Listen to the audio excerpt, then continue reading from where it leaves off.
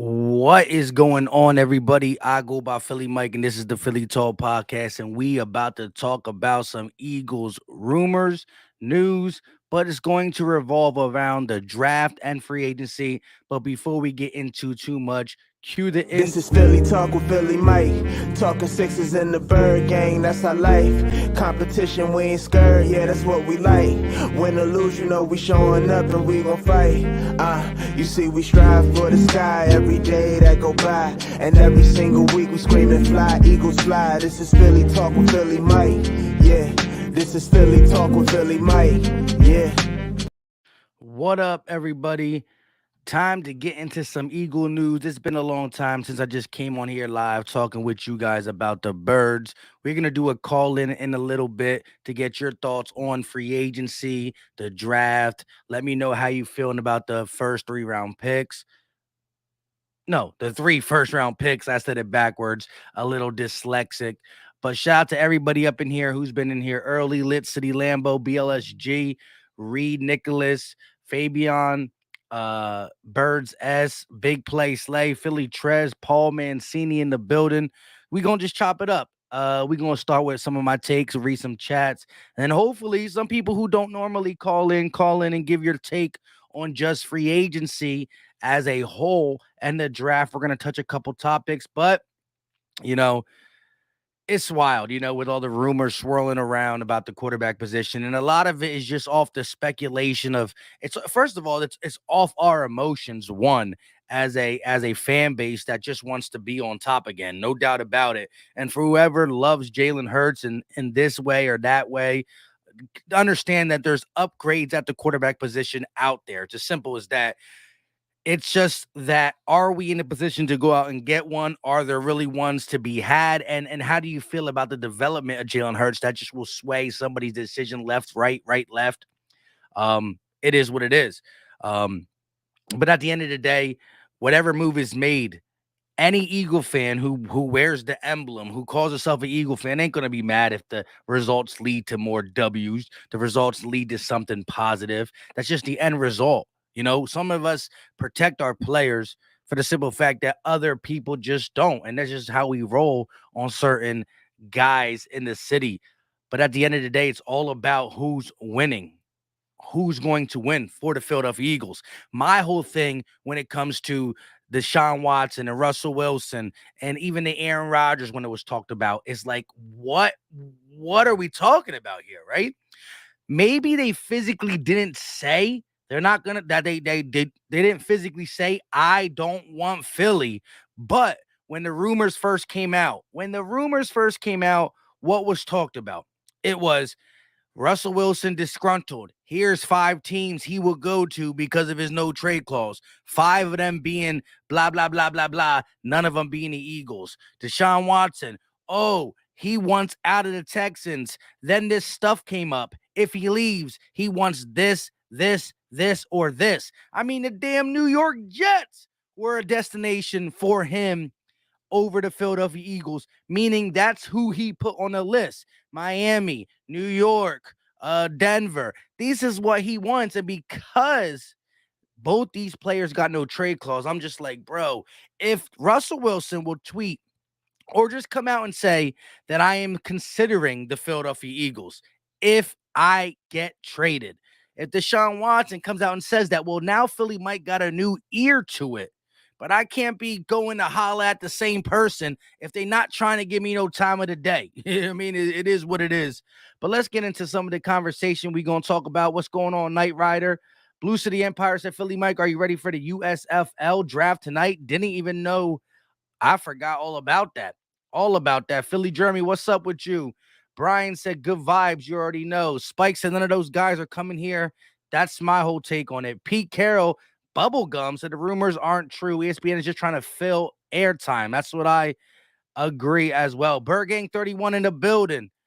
Bird Gang 31 in the building. Great content creator in his own. Same with Big Play Slay out there. Vic 3 in here who got his own podcast as well. Definitely go check these guys out. They be on the grind. See, Philly might be dropping videos. I can't be going live like that.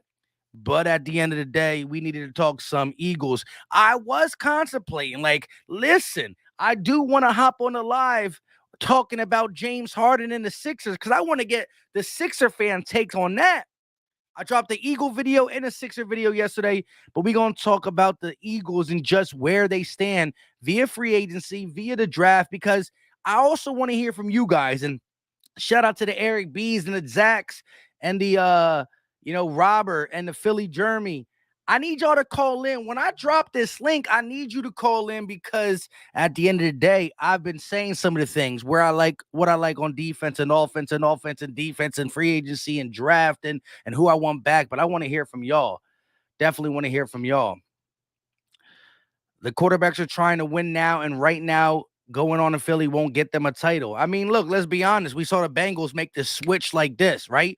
Insert Joe Burrow and Jamar Chase, which who's to say if you got a legit quarterback, right? And this is not me saying Hurts can't be that, but he is in the developmental stage. If you have the Matthew Staffords, the guys who can sling the ball, which, who's to say if these guys are open or are available, I should say, not open, available. But at the end of the day, we saw the Bengals go from a 2-win team to the to the Super Bowl. What am I talking about?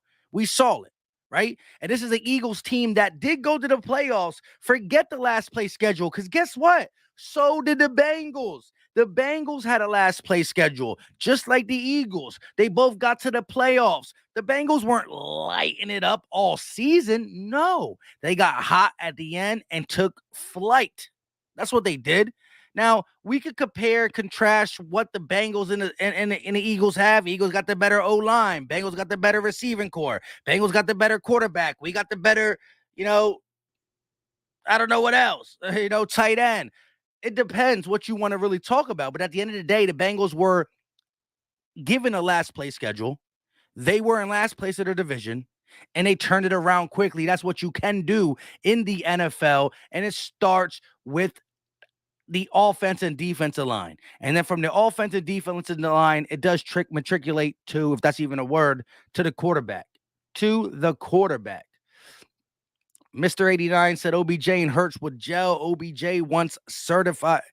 Would gel. OBJ wants certified quarterbacks. I mean, I just think OBJ needs a guy who's willing to go to extra limit for him. I think him and Baker, a relationship fell off and then just went south there. Baker was struggling and trying to stay healthy the whole time as well.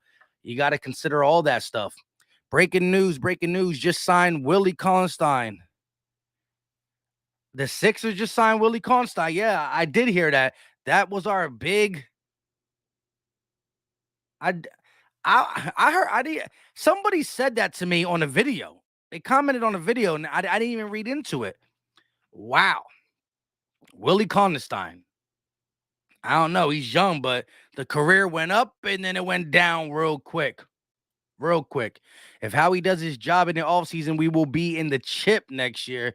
That is some big talk from a big talker when it comes to content creator. My man has the utmost faith in the Eagles at all times. Shout out to BG. Ryan said, let's go Philly talk from St. Louis. Thank you for commentary. Hey, shout out to you, Ryan. Appreciate you for tuning in. Eagle has landed in the building. Oh, Eagle has landed. Eagle Uncensored Podcast in the building. What's up? Stephen Joyce, how you doing? He said, what's up? Latif said, trade dealer to the Bengals. That is somebody who can definitely find himself in trade talks come free agency. When teams are really looking around how to solidify their offense with whatever cap and picks they have left. As an Eagle fan, if you're going to move him, you would want to move him before the draft so you can go ahead and get some compensation for him for the draft. However, holding on to him a little longer doesn't give you the draft compensation this year. But what it does do is it allows you to keep a pretty decent left tackle and offensive lineman on your roster in case of an emergency for you. But also when you got a team like the Bengals or the Chiefs or the Packers, well, they don't got Aaron Rodgers. They probably won't be competing. But a team that is competing who has a left tackle go down, a left guard go down, well, then you got the guys sitting on your bench right there, happy and willing to trade. We've seen players get traded above their above their name and above what they should be, simply because they need the need is there, right? The Patriots gave a second round pick for Mohamed Sanu when he was done as a receiver. They just needed a guy for Tom Brady. We all know about the Sam Bradford going to Minnesota for a first round because they needed a serviceable quarterback. So left tackle is a premier position in the NFL. And if you got a guy like that and you hold on to him, it could pay dividends in the future. Christopher said defense will win championship, offense wins games. Um, it's starting to roll over, right? It's starting to roll over. But as much as you want to hear that it's rolling over to offense wins games, I don't know. It still might be the defenses for the simple fact who had the better defense in the Super Bowl? The Rams. They also had an offense, right? It wasn't only the defense, but the better defensive team won. Let's go back a year before. Who had the better defense in the Super Bowl, the Buccaneers or the Chiefs? The Buccaneers. Um, as much as the offensive game is trying to get pushed by the rule changes and by the new quarterback, the gunslingers, there's still an element of defense that will never, ever, ever go away. Just as simple as that. Ref Taco in the building said trade deadline and early day third for a safety. Oh, trade Diller. I said trade deadline. Trade Diller for an early day 3 for a safety. That is something that I would be willing to do. I think you can get a good safety in that third day. There's some guys in there. I don't know where and how far Kirby Joseph will fall, but this is a guy I'm looking at as well. There's a lot of things we can see. Victory said about the value. That's important. It's all about how you value Dillard yourself, and then what value you can get from it. Assassin says, got to build the defense. We are strong as a wet cardboard last year. Yeah, man. I mean, the defense got obliterated. Some of it was scheme, but some of it was our guys getting outmatched. Texas Eagle in the building. What's up with you, my guy? Miguel said Carlton Davis and Marcus Williams need to be signed. Hey, Miguel, I don't know if you saw my last video, but I put 5 players on the free agent market on defense that I say the Eagles got to consider each and every one of them, but at least give me one. At least one. And both Marcus Williams and Carlton Davis was on there as well. JC Jackson, Jesse Bates, and Og. The Emmanuel Oga, the defensive end for the Miami Dolphins, a guy who had 9 sacks multiple years, back-to-back years, is someone I was looking at as well. Trade Minshew and Dillard to Denver. Hey, if you could package it, right? The more the merrier. When you got guys like that who are fringe starters, you definitely can possibly get the biggest bang for your buck in that scenario. Paul Mancini said trade the 16th and the 51st plus quarterback Minshew and guard Sam Malu to the Panthers for their 6th overall pick and select Kyle Hamilton, the edge Karlaftis at 15 and offensive lineman Zion Johnson at 19. So you said number 16, 51 and Minshew. If that was a thing, like if that was something that Carolina would be willing to take, you would have 100% gotta not even think about it. You might as well just take it because that gets you a dynamic playmaker in the middle of your defense and Kyle Hamilton, who cannot be a linebacker, but come up and make linebacker type plays. He gives you both the back end, the front end help. He's not afraid to come up and take down a running back in the open field, a tight end. He's just a guy who you can use inside and outside the box. And you're only giving up that 1 first-round pick, but then you're getting the 6 overall pick. So really, it's 51 and Minshew gone. But now you get guys like Hamilton, Karlaftis, and still, a standout offensive lineman. I know we've been linked to Kenyon Green, the Texas A&M offensive guard as well. Interesting stuff right there. Chaos the Filthy in the building. Channel member said, I want an edge rusher and safety in free agency. And I don't see why you wouldn't want to look at guys like Emmanuel Ogba and Marcus Williams, right? Let's be honest. The Saints are broke. One of my right-hand guys, Pauls, is a Saints fan, and he's just upset to to the ninth degree with his cap, with Sean Payton, with his quarterback situation. He's just upset, and he knows Marcus Williams is a guy who's going to leave free agency. Will the Eagles go out there and try to get him? That is yet to be seen, but he's definitely a guy I have my eye on. Philly fans in Florida, what's up with you? What's up? Dan the man said, "Can I call?" I haven't dropped it yet. We about to drop it right now. I've been talking for 15 minutes. I want to hear what y'all got to say. Yo, that in the building. 85 watching, only 30 likes. Come on, y'all. Hit that like button. The general says so. We do. Come on. I mean, the like button is free. It's easy. It don't cost a thing. Hit the like button. You know what I mean? Share with your boy. It's free. It's easy. Really, it takes a second of your time, and it shows that you support your boy Philly Mike. Looking for Sasuke said if we can get Lloyd and Dean in the first round, I would be ecstatic. I mean, if you go 40 something years without drafting a linebacker and not only take one, take two, Philly Mike's heart is jumping out. First of all, if Lloyd is there, because I've been seeing him slowly creep ahead in some mocks, and I do not want to see him go to a team called the Giants. That would be devastating to me, but I definitely love both them linebackers. Philly halftime says, what is Mike? What's up, Mike? What would you say Roseman get another fresh round trip that would give us for a first round pick? How would he do that? How would he get this first round pick? Draft a linebacker, then draft a safety. Two needs for this Eagles defense. I agree 100%. Victory said I would like to double dip at defensive end in the first round and pick a D lineman with that last first. Hold up. My man is investing all 3 first round picks on the line. All 3. That's a hot take. Never heard that one be said thus far. Jose said, will you trade for the now like the Rams did or build with the picks for the future? I think it's not a bad idea to do a little bit of both. Like in football, you can always be the now, but like we don't fully got to do it the way the Rams did with Jalen Ramsey, Von Miller, and Matthew Stafford, really denying their future forever, right? But let's just look at the Bengals. Now they got a young quarterback who's on a rookie deal, who's they could build around. But at the end of the day, the Bengals were a 2-win team the year before. They got the last place schedule, just like the Philadelphia Eagles, and they turned that last place schedule into a 10-win season. Ours was a 9-win season. That 10-win season then took them to the Super Bowl because of how they were playing at the end. With that being said, I'm going to drop the link. I want to hear from you guys. Listen, don't be shy. You can keep your camera on. You can keep your camera off. All you got to do is come up in here. It's simple, easy. You can do it with your cell phone. You can do it if you got a computer. You want to be a little bit different. It's all good. It's all good.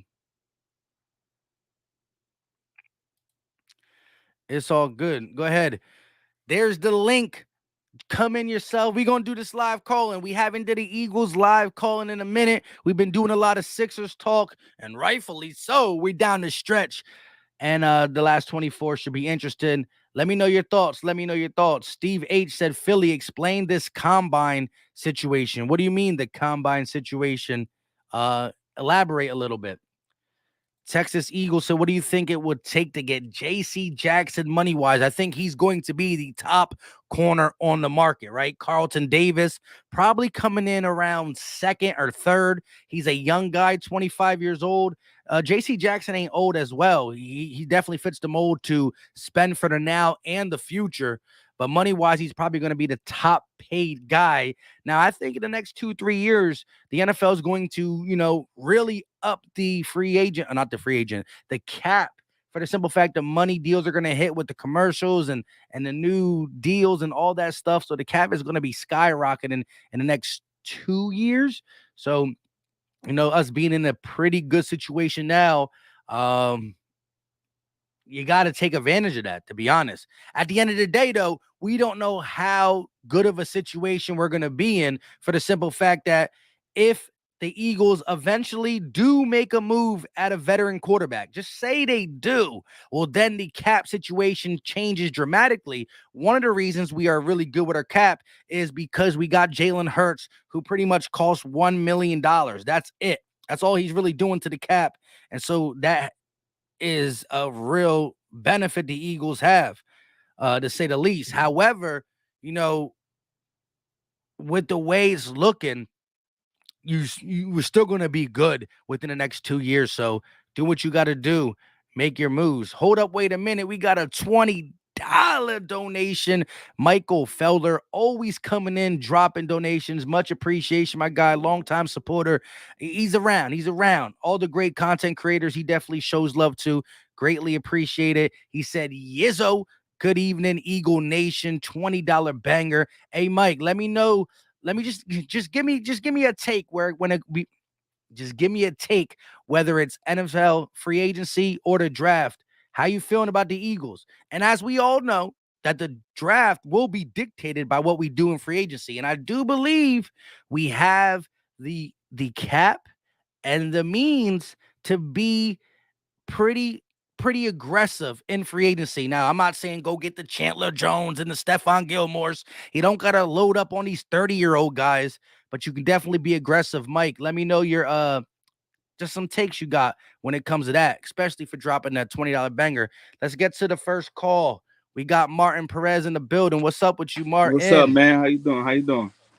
I'm just chilling. I'm just chilling, trying to talk some Eagles, get some takes from you guys. Well, here's what I think in the draft.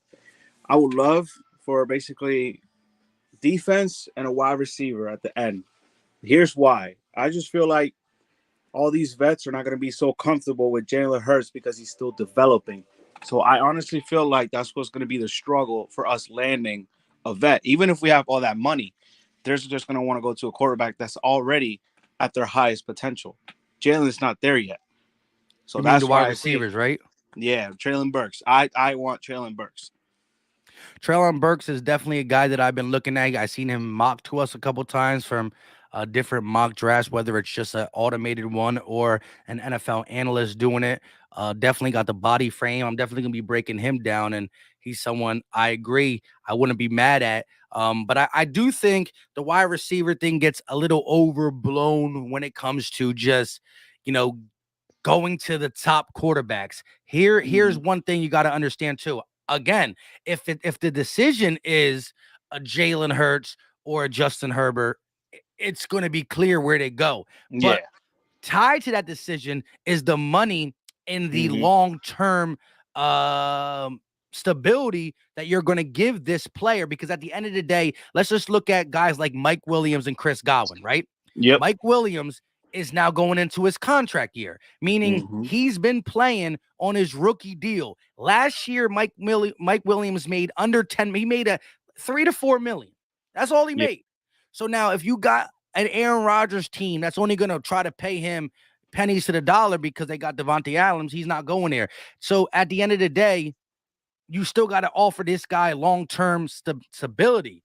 And so as Oh yeah, much of as course. as much as he wants to keep his stats up, right? But that's what he's been doing. Rookies who are coming on, who most not all free agents, like a OBJ is a different story. And Allen Robinson Yeah. might be a different story. They paid their due, they got paid, and now they're trying to win. But a Mike Williams, as much as he's trying to win, he's saying, I need to get that 4-year deal where I'm getting paid 17, 18, 19 million a year, which is what the wide receiver market's going to be Yeah. for top tier talent.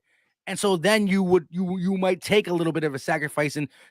Also, he hears the chatter. It might not be Jalen Hurts throwing me passes. And again, some of these players look at the organization too. The Philadelphia Eagles have been a Mm-hmm. winning organization over the years. They don't stay down long, whether he believes Jalen Hurts is going to develop or we're going to make a move. He's also going to put that into perspective as well. But these guys are trying to get their first year, first paid deal.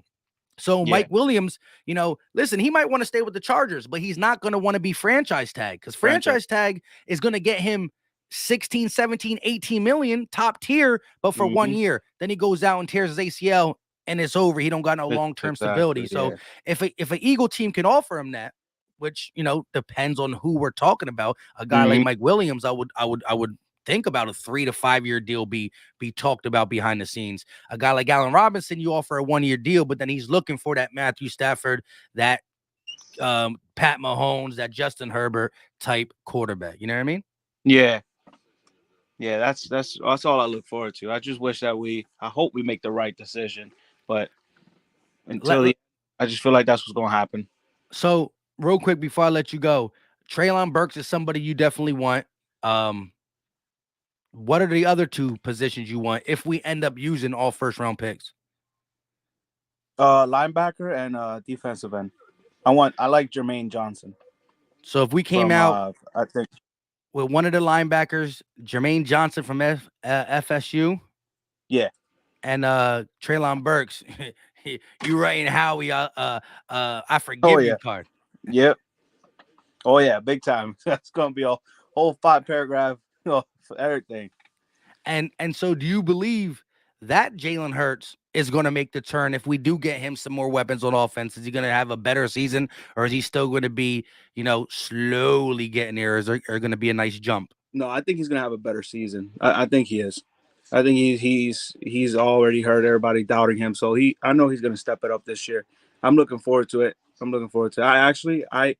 I'll I'll give him a good. He's probably gonna average 4,000 passing yards. I honestly do believe that. Hey, that would be lovely. 17 games. He didn't have to Yeah, play the last one, but hopefully we see something different from him. Hey, appreciate you coming on, Martin. yeah, man. Anytime, man. Take it Peace, easy. peace, peace. The GOAT Michi in the building. What's up with you? Oh man, no man. How you doing? Oh man, doing good. How about you? I'm hanging in there. I'm hanging in there. So we talking NFL draft. We talking free agency. What do you got on your mind for the Philadelphia Eagles? Yeah. So the draft, like I say, for 3 first round picks, like go all on defense, and like for free agency, like I have in my mind tight end for the Bucks, Howard, the old OJ Howard, I believe, his name, and also I have Marcus Williams for the Saints, and for wide receivers, I got DJ Chark and Cavill Ridley. Hey, I ain't mad at them names. They're definitely guys that I'm gonna have on my radar as well when it comes to free agency. But let me ask you this: if the Eagles could give you if they said, you know what, we want to get your expertise, I want you to tell us one defensive player and one offensive player to go to a target in free agency, who would it be then? If you had to narrow it down to 1-1 on the offensive defensive side in free agency. Okay, for me, for defense, I say is um who signed for Nick DM for the Panthers is Hassan Reddick. well Dominic, and for offense, um now offense kind of tough for me, but I say um DJ Chark. Hey, Receiver. yeah, definitely not a bad idea. Hassan Reddick is a guy who, for the Carolina Panthers, he played more of a linebacker, outside linebacker in the 3-4 scheme. But we saw him play with the Arizona Cardinals with his hand in the dirt. We know he can do that. Um, and then when you look on the flip side, it might not be the dynamic, the biggest name out there at wide receiver, but he's a slept on guy. He's bigger than I thought. I didn't realize he was 6'4" with 4.3 speed, and he proved at such a young age that he can get over 1,000 yards with multiple quarterbacks throwing to him, whether it was Garner Minshew or Nick Foles or these guys who are not starters in the NFL. At least they haven't been able to sustain keep a starting job. So you got to give them credit. And Reddick and Chark are guys that you also can fit around the budget, right? Because there's other things we got to address, whether it's sign some of our guys back, pay these first round picks. So I like when someone also keeps it in realistic, where like Mike Williams is a guy that I'm really shooting for. But if I'm the Chargers, I don't allow him to walk away, right? So we can't go get him unless the Chargers allow him to walk away. And so, hey, I would not be mad going into the draft with a veteran pass rusher and a upcoming wide receiver to be in this group with Quez and Devontae. I like them. Yeah. Hey, appreciate you for coming on, my guy. All right, thank you for having me on. No problem. No problem. All right, listen, make sure if you want to call, all you got to do is click the link, come through, give me your take. I know guys like Paul Mancini, Takeem, Aiden, Tito. I see y'all in the chat. I need you to call in and definitely give us your take. Hit that like button. We got 120 people in the chat. It's free, it's easy, it don't cost a thing, and it's greatly appreciated. Big play Slay in the building. One of Hey, the young birds. What's up? how you doing, Mike? What up, man? Been a long I'm minute. How you doing? I'm chilling. I'm chilling. Just trying to get through, you know what I mean? The day. Haven't did an Eagles live stream with a call in for a minute. So I just figured I'd get on here and get to hear from the people. Yes, sir, man. I ain't talked to you in a minute, so it's like I haven't like really like I've been watching your videos, but it's like for me, I personally just want to go all defense in that first round. I don't even want to look at the offense. It's like a situation where I might look at the offense like here and there. Like if we need a second receiver, I might look at it, but I'm just focused on the defense. We didn't give Jonathan Gannon really anything to work with other than Slay and Cox. So I'm looking at the defense really in that draft. Yeah, I mean, I won't be mad at all. We've seen the Cowboys do something along the lines of an all defense draft. I mean, they didn't have the 3 first-round picks like us, of course, but they went first, second, third, fourth. You know, they did everything defense, and the biggest piece, Micah Parsons, really set the tone for the second-year man and Trevon Diggs and some of the other young guys who got thrown into the fire really took off. So I ain't mad at that at all. There is some players on offense that I'm just looking at that, if they're taken, I might not necessarily be mad, but you won't hear me complain with an all defensive draft in the first round. Yeah, I agree with you. Linderbaum, the center from Iowa, I might look at him because, personally, man, if Kelsey, I mean, he's most likely going to stay this year just for another year. And this year was actually supposed to be his final year. And then he said, I'm going to give it one more year, actually. So if we even look at Tyler Linderbaum, I'm not going to be mad because we always need to upgrade that at the offensive line position, even if it's not like really that much of a need. Really, the guard position's a need. But I want to look at all defense in this draft, really. So with that being said, first round, you're on the board, pick 15. Take, again, we don't know who necessarily is going to be there. We kind of can assume, we can think, but just like we did the mock drafts last year, we were thinking J.C. Jackson, Patrick Surtain, they weren't going to go both in the top 10, right? Like, so the board gets shuffled quickly. Yep. Who is your heart set on right now? This is before free agency. This is before the combine. And you're like, what? Who's your heart set on for pick number 15, the first one? The first one, the very first one, Jermaine Johnson out of the University of Florida State. That's my guy right now. I would take him over Ojabo. I don't know if I'm crazy or not, but I'm starting to like really like fall in love with how he plays. Pause, by the way, but I like how he plays. He plays like a dog. His arms and stuff, like he could just swat the ball out of the way.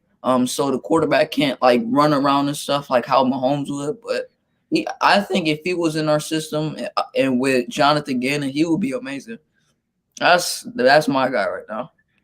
Hey, I definitely like him too. To me, honestly, and I don't know where it's going to fall. His combine might be jumping out the window, but I would look more to the 19th overall pick to get him if he would be there. But hey, listen, at the end of the day, we talk about it now. Something happens. We did just see from the Senior Bowl him stand out big time, right? Just his work ethic, the way he practices, and how monster of a man, Pauls, he is just amongst these other Senior Bowl players. Real quick, shout out to Philly fans in Florida with the $2 super chat. And as of now, he's right. Listen, Howie has this draft to make me never say these things about him again. Now, I'm giving him credit because he put us here, right? Mm-hmm. So far, the 2021 draft looked pretty good. He set this up for us. He got look. Crushed the 2021 draft. He got 3 first-round picks. So bases are loaded. if you watch baseball, I'm not the biggest baseball fan, but he got bases loaded, and Howie Roseman is coming up. Let him see if he can knock it out. But Howie Weasel does not value defense in the first round. Again, offensive linemen and defensive linemen are normally on the top of his brain. You got the Lane Johnsons. Well, that was the Kelly pick, but you got the Derek Barnett. Not saying it was great, but he went to the D line. We'll see where that plays. And Jermaine Johnson, Ojabo, Karloftis, as Steve H just said, these are guys who might be on the board right around us. Abakaites from Penn State. These are guys that these are Howie Roseman type guys. Here's the thing, though. It's not just one of them that gets picked, and we're waiting to the second round. We still got 15 and 19 or 16 and 19 or 15 and 16. So it's gonna get interesting. Real quick though, big play Slay. Free agency. If there was one guy that if you just can just now get one, I'll make it a little harder on you. One guy you want the Eagles to sign out there that is available. Who you got? That's so tough. But like, if I was really voted on one person, I would say Chandler Jones. I would really say Chandler Jones because he really brings a lot to the table. Him or Hassan Reddick. Hassan Reddick, he's a lot younger, but Chandler Jones, I already know what I'm getting with him. Even though he's an older guy, he's just a dog of a player. Like, he's an amazing player. But Hassan Reddick, I wouldn't mind him as well. You know, he's younger. He's probably going to demand some type of money, but he's fast as hell off that line, and he's going to come after you. So I wouldn't mind him as well. So those two guys, but really number one, Chandler Jones. That's my guy right now.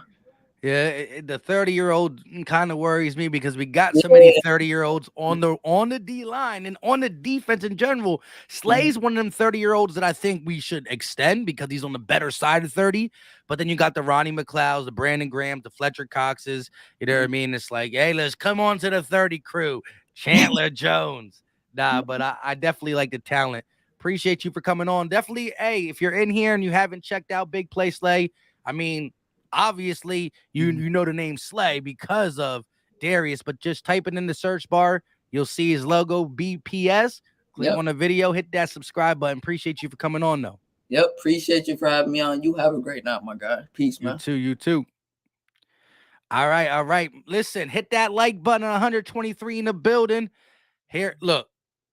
Call in. Y'all got the great takes in the chat section. Hit the call in like my guy Lamont. What's up with you? How's it going, man? What's going on with you?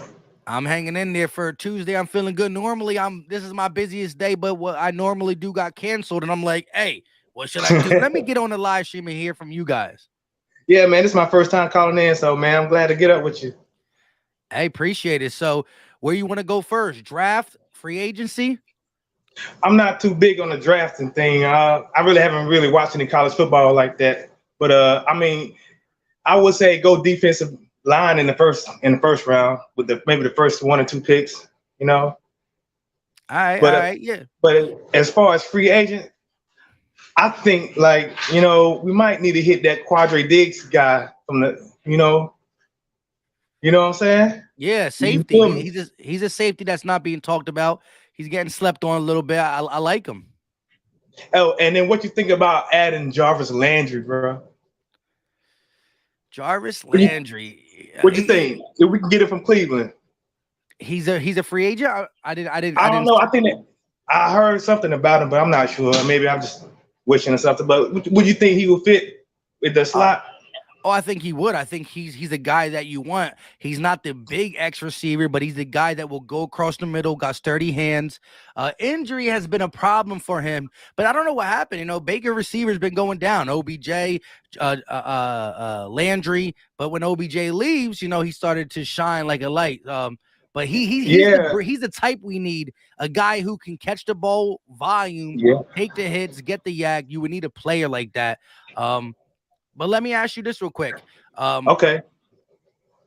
Going over to the defensive side, does anybody jump off the board for you defensively in free agency? Like I said, that the safety Quadre Diggs. Oh yeah, we. Well, I'm I kind of like him. Or I keep hearing that Hassan Reddick guy, but I'm not too much a big fan of him. You know, I'd rather go with defensive line in the draft, get somebody young and hungry. You know. Yeah, but see. At least you see, the thing is, I love it because people are like, well, you're like, I don't watch too much of the draft, but I know the Eagles need to get help on the D line. So just we got to invest. And that's been our bread and butter for multiple years. Yeah. I mean, like I said, yeah, I think we need to go heavy in the draft on the D line and then like get maybe a safety from the free agent, and then maybe like get some kind of veteran wide receiver. Like I think Jarvis will fit if he can get out from Cleveland, and I think we might snatch him pretty cheap, you know. Yeah, I'm gonna have to look in chat if you guys know about Landry status. I'm not sure if he's a free agent or not. Somebody in the chat will let me know. But I do agree with you. A type of receiver that he is would fit with what we need because Quez Watkins being able to play on the flanker, Devontae Smith, we got two guys who can play on the outside. You just need that third receiver. And just because he's your slot receiver don't mean he's not your most productive receiver. We've seen guys come in and be that. Look at Hunter Renfrow for the Las Vegas Raiders. He's their slot receiver, but he's their go-to guy when Waller's not there. But to Quandre Diggs, he's a guy that's been under the radar too. When you look at the safety list, they're going to go in order by CBS. They pretty much got Marcus Williams up top. Then they got Jesse Bates. They got Tyrann Matthews, the guy from the Chiefs out there. They got Quandre Diggs type low. And he actually had a pretty decent year for the Seahawks. I know. You don't think about it because the Seahawks defense went from Legion of Boom to Legion of Doom. They're not good anymore. Yeah. And sometimes you get a player who gets forgotten about, but he's pretty much the only thing that kept that defense alive. Bobby Wagner's still over there, but you know what I mean? He's just Quandre Diggs is somebody who's getting slept on. And you know what's cool about that? Darius Slay has a relationship with him. They're close off the field. Exactly. I think that might work out on the back end, but I say go young on the front end. Get some hungry guys up in there, Get some hungry guys that's trying to make it, trying to prove something. That's what I think. Hey, I'm with it. Hungry dogs run fast. You heard it here first. From the Eagle players itself. And then I think if we can snatch a Jarvis from Cleveland on a cheap deal, something, maybe a 5th round pick, and you know what I'm saying, I think because I think that he is. Someone said he's set to be a free agent. So yeah, see, you can get him. I think that's a veteran leadership too that the wide receiver could use. Hey, you might have something with it. I'm gonna have to look into Landry too. If I drop a video in the next couple of days, I'm gonna shout you out, my guy. You know what I mean?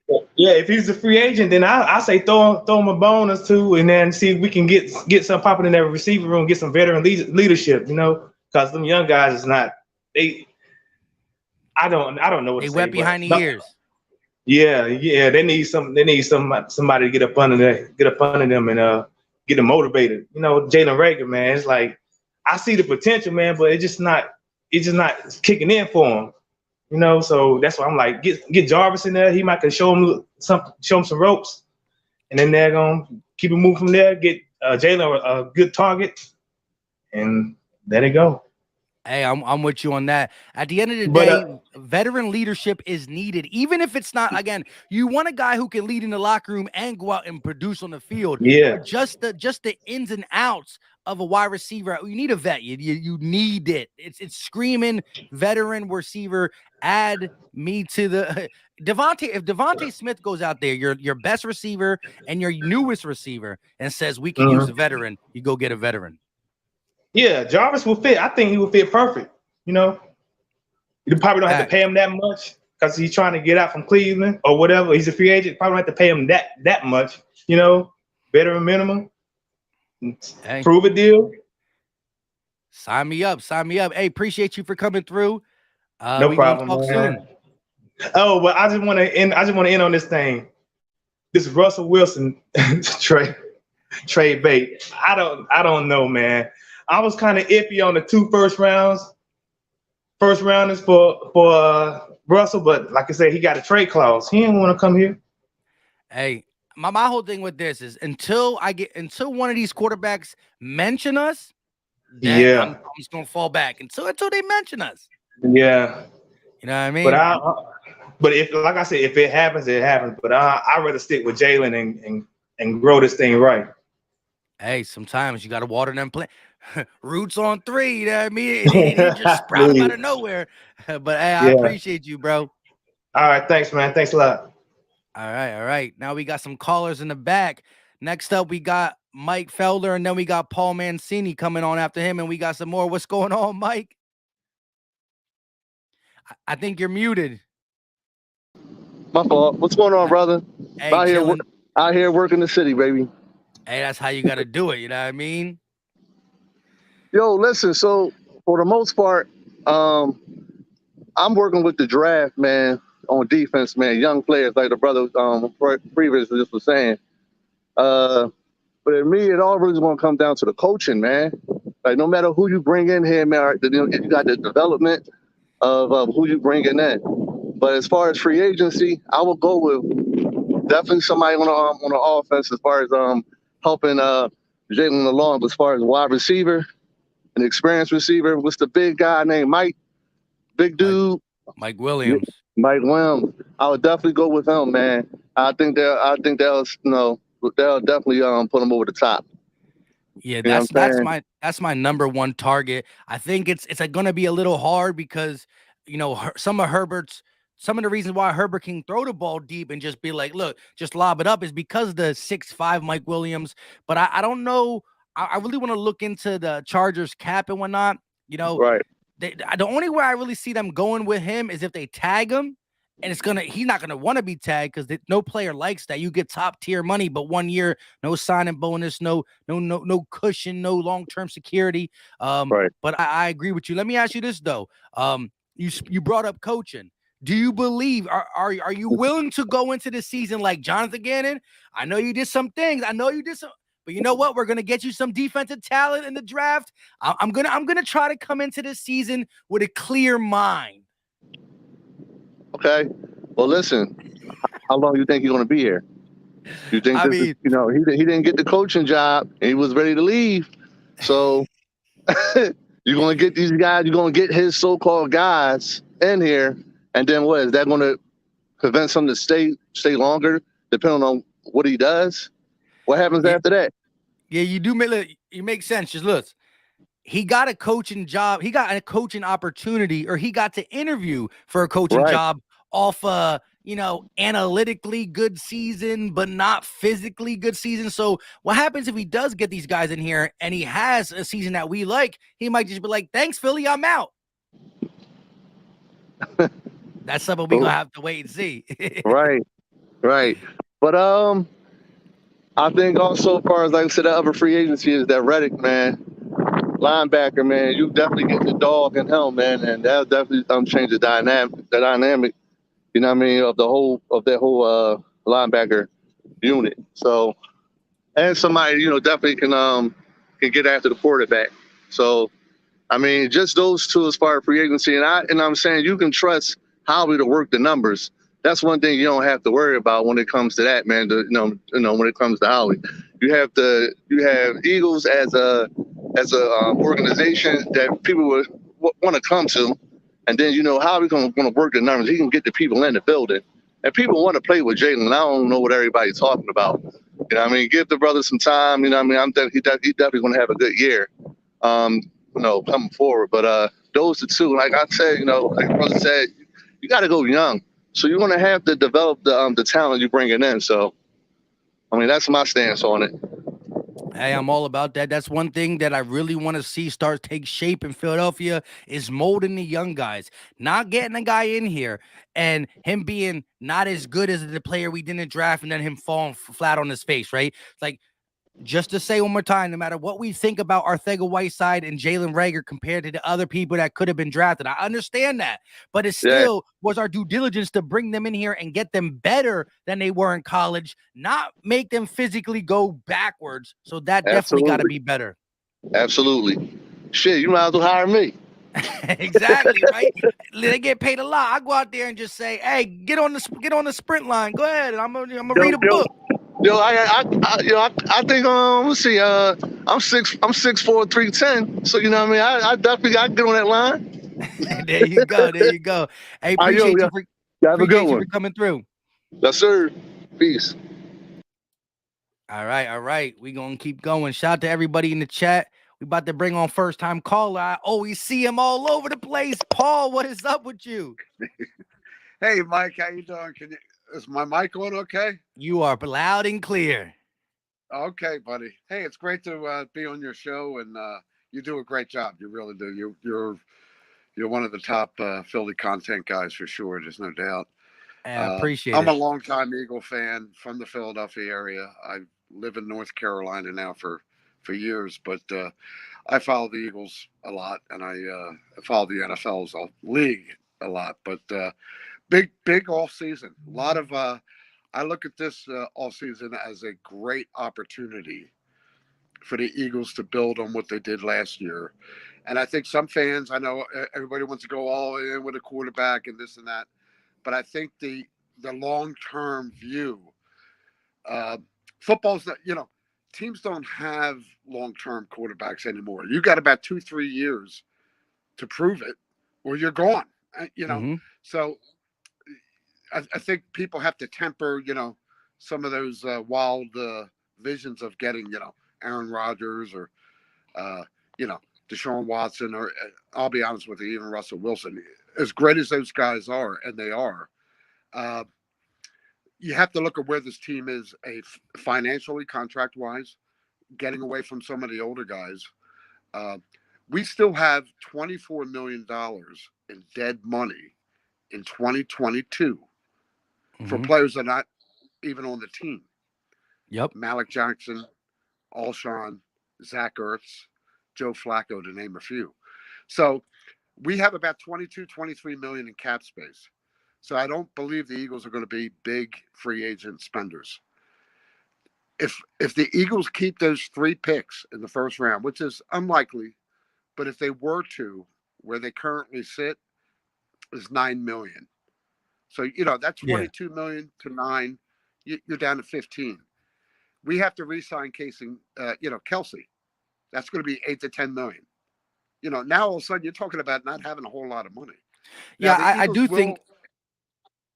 No, they do will think extend Hargrave and Slay, so they'll free up some money. Yeah, but they're about the only 2 guys left on the roster, Mike, that you can restructure. We've already been down that path with Lane, Fletcher, and all the other big guys are pretty much gone. So there's not a lot of this, paying a $1-2 million salary. The rest is bonus money, which is prorated over dummy years. There's not a whole lot of that could be done this year. And, but I could have sworn I read something like when the New Year League starts, the thing we did with Brandon Brooks, that's fully gonna kick in. It kicked in to an extent. Yes, and that's added. So is the rollover from last year.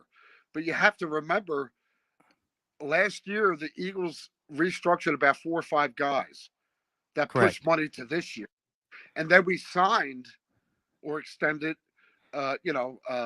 Goddard, Sweat and Maddox, Sweat, all those guys. So when you look at it right now today, and of course it always changes, and Howie's great with those numbers, but the big money that he's been able to draw from extended deals, that's already kind of been done in the last year or 2.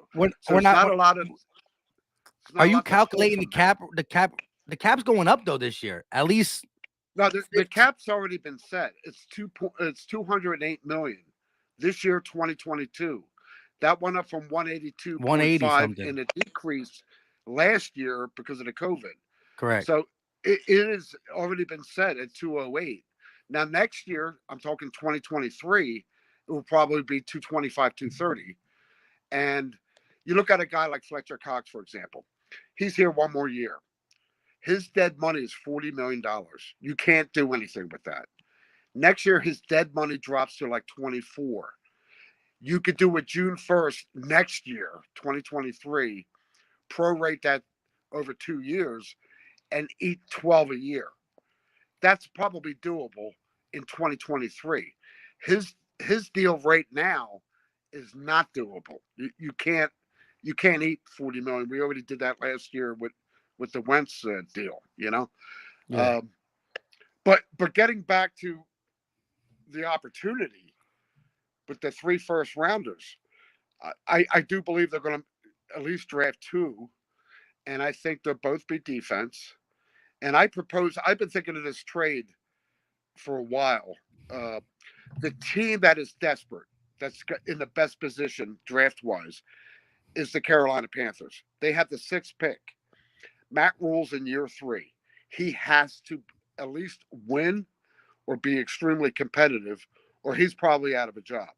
So draft picks for him don't mean as much as proven players. They have no quarterback. They're not confident in Darnold. Darnold. So they have the 6th pick. And I'm thinking if I'm the Eagles and I'm at 15, 16, 19, the key to this draft, which is very strong defensively, is you have to get in that top 10 to get an elite defensive player. A legit blue collar. Yes. A guy that's going to be a stud, a leader, a franchise maker for the next, 4, 5, 6 years. And to me, there's about 2 players that reach that hit that threshold. And that's Kyle Hamilton, number 1, to be honest with you. I like and him. probably maybe Aiden Hutchinson, I think Devin Lloyd is starting to show his legitness. I've been a big Devin Lloyd fan. I think again, the linebacker position being a little diminished over the years, and especially by the Eagles, but even by the NFL as a whole, I think he's on the board at 15. I really do. I love that move of 16 up to 6, and you throw them the 2nd round pick, which is 51. You throw in Minshew, who's a 1-year cheap option. The Panthers are guaranteed paid almost $19 million for Darnold next year. Yeah, he's on their team whether they like it or not, because who are you going to trade him to? Nobody, and nobody's picking up that deal. So they're stuck with him. But if you bring in a Minshew and their offensive line sucks, they need offensive linemen. The Eagles have a little luxury in offensive line with Dillard, Sayamalu. They got some extra pieces. With Kelsey coming back, you have to keep the big guy, Lane Dickerson, at guard. You can't move him. You have Dickerson and you have Mailata at that left end. You got studs for the next 10 years.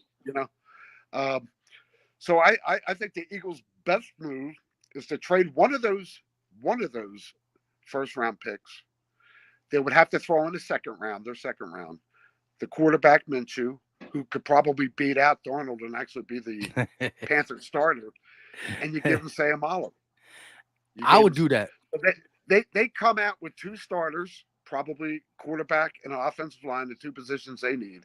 We come out with the best defensive prospect in this whole class, which is Kyle Hamilton. Everybody that has watched, because 6'4", 220, safety, linebacker, can blitz. Yeah, I mean, he smarts, versatile. Leader.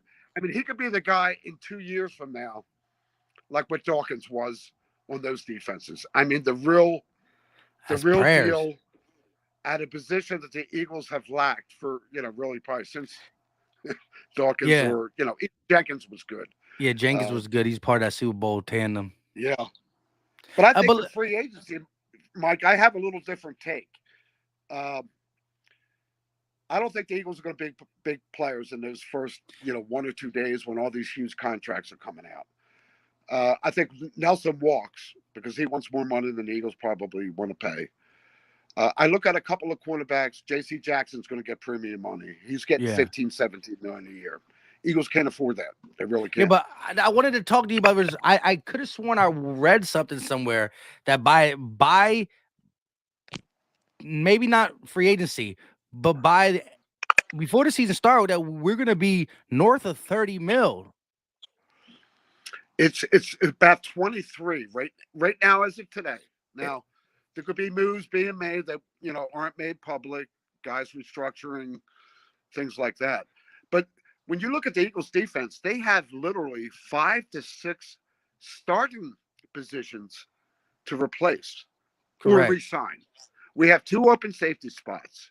I think Epps is a good 3 third safety, and maybe even a, part-time starter. I Yeah. think we need to sign one veteran, which I think will be McLeod. I think Harris is gone. I think McLeod could be signed for about a $3.5 million deal. He made $5.5 million last year. This is it for him. Next year is probably his final season. It'd He only be doesn't for want to one go more. to a new team. He loves Philadelphia. He's very active in the community. He'll He's not he'll looking take to a go pay anywhere. cut. So I think about $3.5 million gets him. But they need a stud young guy that could come in, play, not only 2022, but be that guy for the future. Yeah, that friend like a the way Micah Parsons changed Dallas, you need that type of player. And listen, Yeah. The draft is always a crapshoot, but there's certain guys who are less high, less risky. Kyle Hamilton does fit the build. His versatility, for teams that want to get away from the linebacker, he's a guy who can stick it up in the box and play outside the box. He has the body frame at 6'4", 220 to do everything you need. The same way Micah Parsons was a linebacker / pass rusher, he's a safety / linebacker. I said breaker. He's a linebacker who's a hybrid type player. But we do got some more people in the back. Let me ask you this one last thing before I get you out of here. Okay. If the Eagles don't, and I do like that as a mock trade, I definitely do. Matt Rule is on the clock. But if the Eagles don't do that, who do you think the Eagles will most likely pick at 15 to 16 back to back? How things are sitting right now before I get you out of here. I think 15, they would go for an edge, a combination of either Karlaftis, Ajabo, or Johnson. 16, I think, would be probably if they were not able to move up, you got to go linebacker there. I think Lloyd or Dean. I'm a big Lloyd fan more so than Dean. I think Dean's a great player, great athlete, but he's only about 6 foot, about 220. Yeah, 222. he's smaller. Lloyd's 6'3", lanky, strong, explosive, faster than Dean. Yeah. Straight line. And he's about 235, and he's got the frame to be about 240, 245 in 2 years' time.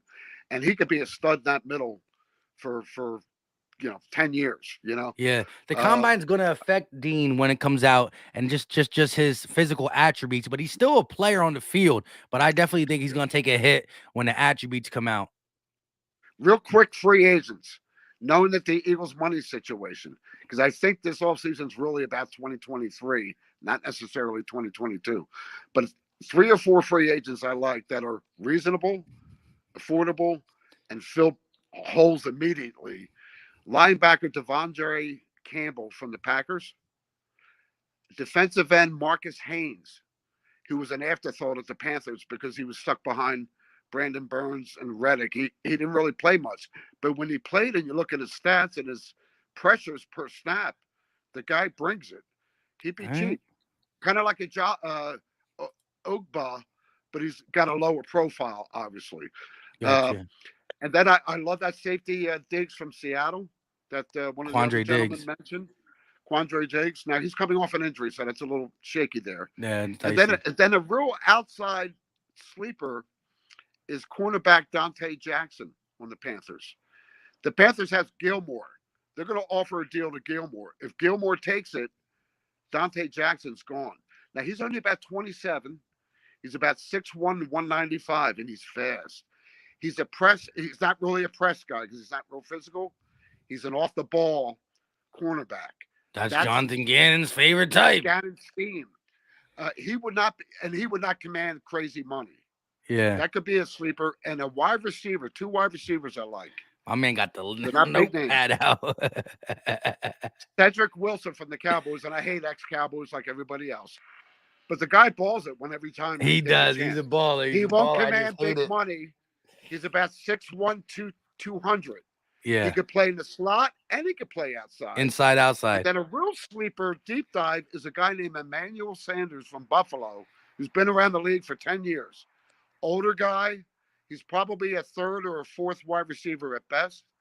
But that would be the kind of mentor in that wide receiver. Yeah. Team. He's the Eagles could cheap voice you can get, the cheap Yeah. legit voice, because he's been doing it at such a high level and so many different schemes, inside, outside, He's a over here, great over route there. runner. Yeah. Great route runner, and would teach a lot to these young guys. It would be Hey, you could probably get him for $2 million. I'm gonna have to do. Hey, you just sign me up for a couple videos in the next Yeah. couple weeks. But hey, I'm gonna give you a shout out, Paul. Appreciate you You for got it. calling in and All right, all the buddy. support you do. You do it. Keep up the great work. All right, peace. Thanks.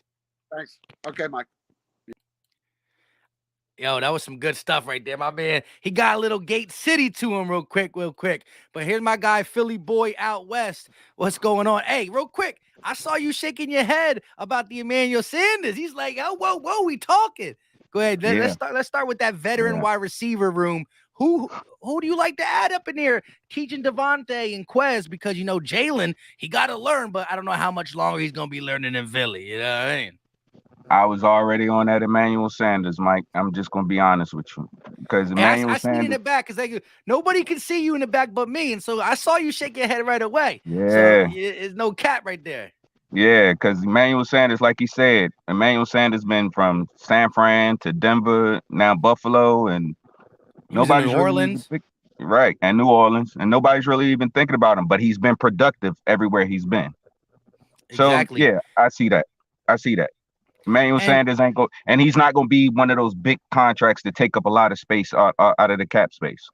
And you know what else is good about this that I didn't think of when he was on? It's not only is he going to offer the veteran voice in the locker room, not only is he going to be productive and teach these players, like, okay, you know, listen, this is what I did in San Fran, this is what I did in New Orleans, this is what I did over here. But the best thing is, if Devontae Smith is who we think he is, and I believe he is who we think he is, he's not going to step on his toes in the sense of, if you get a Mike Williams, well, now is it Devontae the best one or Mike Williams? If you get the Chris Godwin, who is? Now, again, I'm not trying to cater to no player or nothing like that, but I do believe Devontae, when Jalen gets really right, Hurts, is going to be that player, and then he could even get better on and off the field from a guy like Emmanuel Sanders. And then he's also going to still have that role. Like, look, he's teaching me, and now I'm going to go out there every Sunday and be that guy because I am that guy. So it definitely helps there, where instead of putting Devontae down one and Quez down one, it's getting a guy who can be productive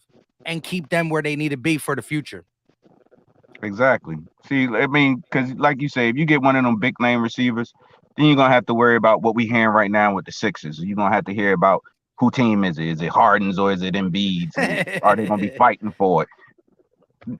Yeah, so I would go with Sanders. I mean, yeah, I've looked at Chark and I watched what Chark did in Jacksonville. I like Chark, but I like Sanders more out of all of them. And again, depending now he was talking about the cap. I still believe it's going to be north of 30 by the time things are. Yeah, because after it's added on, then you got that piece of cap that's still on the back that he gets to flip over into the other cap space. You know, so I'm definitely going to do a deep dive into that. But before we keep going, shout out to Martin Perez with the $9.99 super chat. Appreciate the love and support. I honestly believe with the right choice we make in the draft and free agency, we will easily win a division and have a first round bye. Hold up, wait a minute. My man is going to the tippy top. Remember, only the best, I repeat, the best team in the NFC gets the bye. It's no longer 2. But my man, he said, why stop at the division? We going for the number 1 spot. And I ain't mad at it. Shout out to you, Martin. Look, all I'm going to say is this. The Bengals were the worst team in their division. They won 2 games. They flipped the script a little bit, and they went to the Super Bowl. So I'm not saying it's that easy, but it's not impossible to change your team around in the NFL like it is for the NBA and MLB. It takes a little longer to build unless you just get free agents and you got all them max spots. But let's talk about the draft then. Where's your mind at this early? Again, you go out there and sign an Emmanuel Sanders. You signed a veteran safety. It changes your outlook. But right now, without seeing what we get, where are you at with these 3 first-round picks? Honestly, Mike, I mean, I like what the last person, wasn't it, Paul, just said about Carolina, but also you can look at Houston, because Houston has holes everywhere, and I'm a big Penn State fan. So, but Booby, Miles, he keep getting hurt. He keep getting hurt. He has more value than anybody on the team, and he keep getting hurt. You might like really have to think about maybe trading him, and somebody like the Texans might want him. You can package him, Gardner, and Dillard because they need everything. Houston needs everything, regardless. But Houston, we got problems. Right now, if we want to just go with 15, let's just say Lloyd, and of course, if Lloyd and Dean are there, I'm gonna take Lloyd. All right.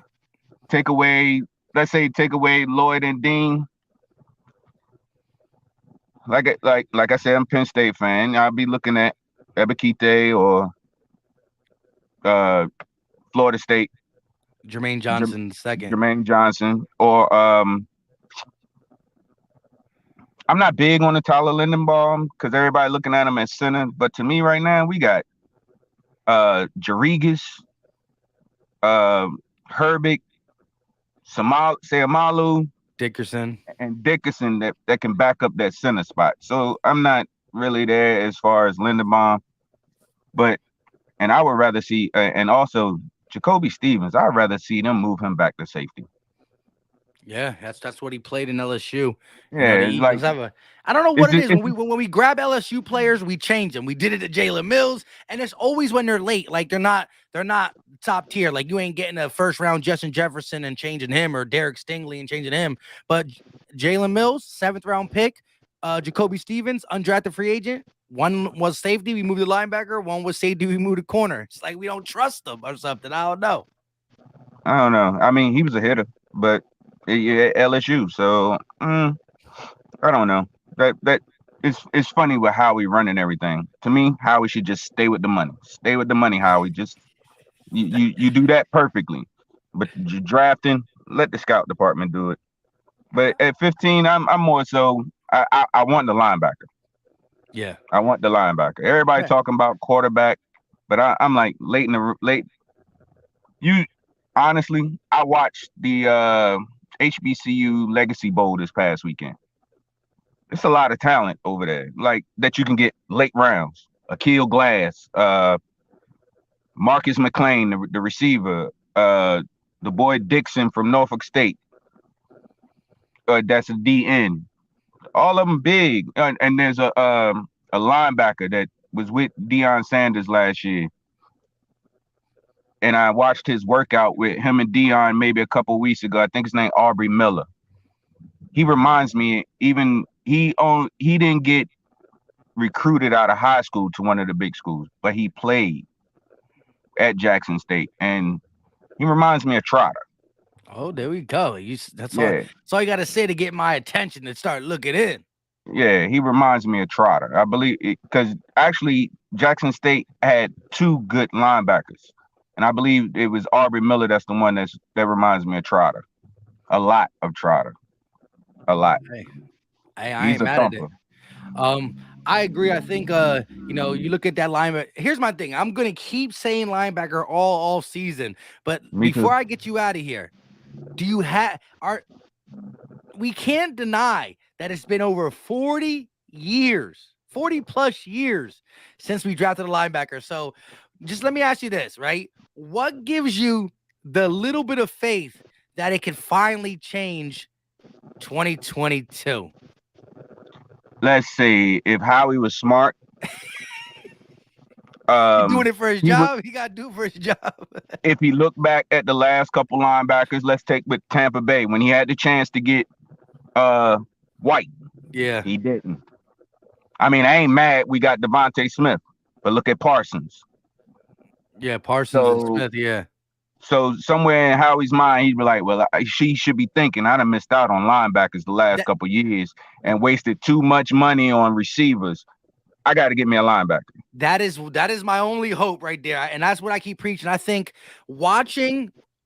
trading the pick, and again, I'm happy we got Devontae Smith. It's no slight, but actually being in the trade with the Cowboys that eventually got them Micah Parsons, and watching what he was able to do at the linebacker and the defensive end, just being a versatile guy. And hey, who to say Devin Lloyd or Nakobe Dean, depending on who you are, can't be a piece. Maybe they're not, I'm not saying they're Micah Parsons, but be a guy who can play multiple positions because it's just a different breed. These guys are, Lloyd is lanky and fast, but he got some muscle mass. So who knows what they can do. So I think you watching that pretty much put you in a sense like, if it's not now, it's never.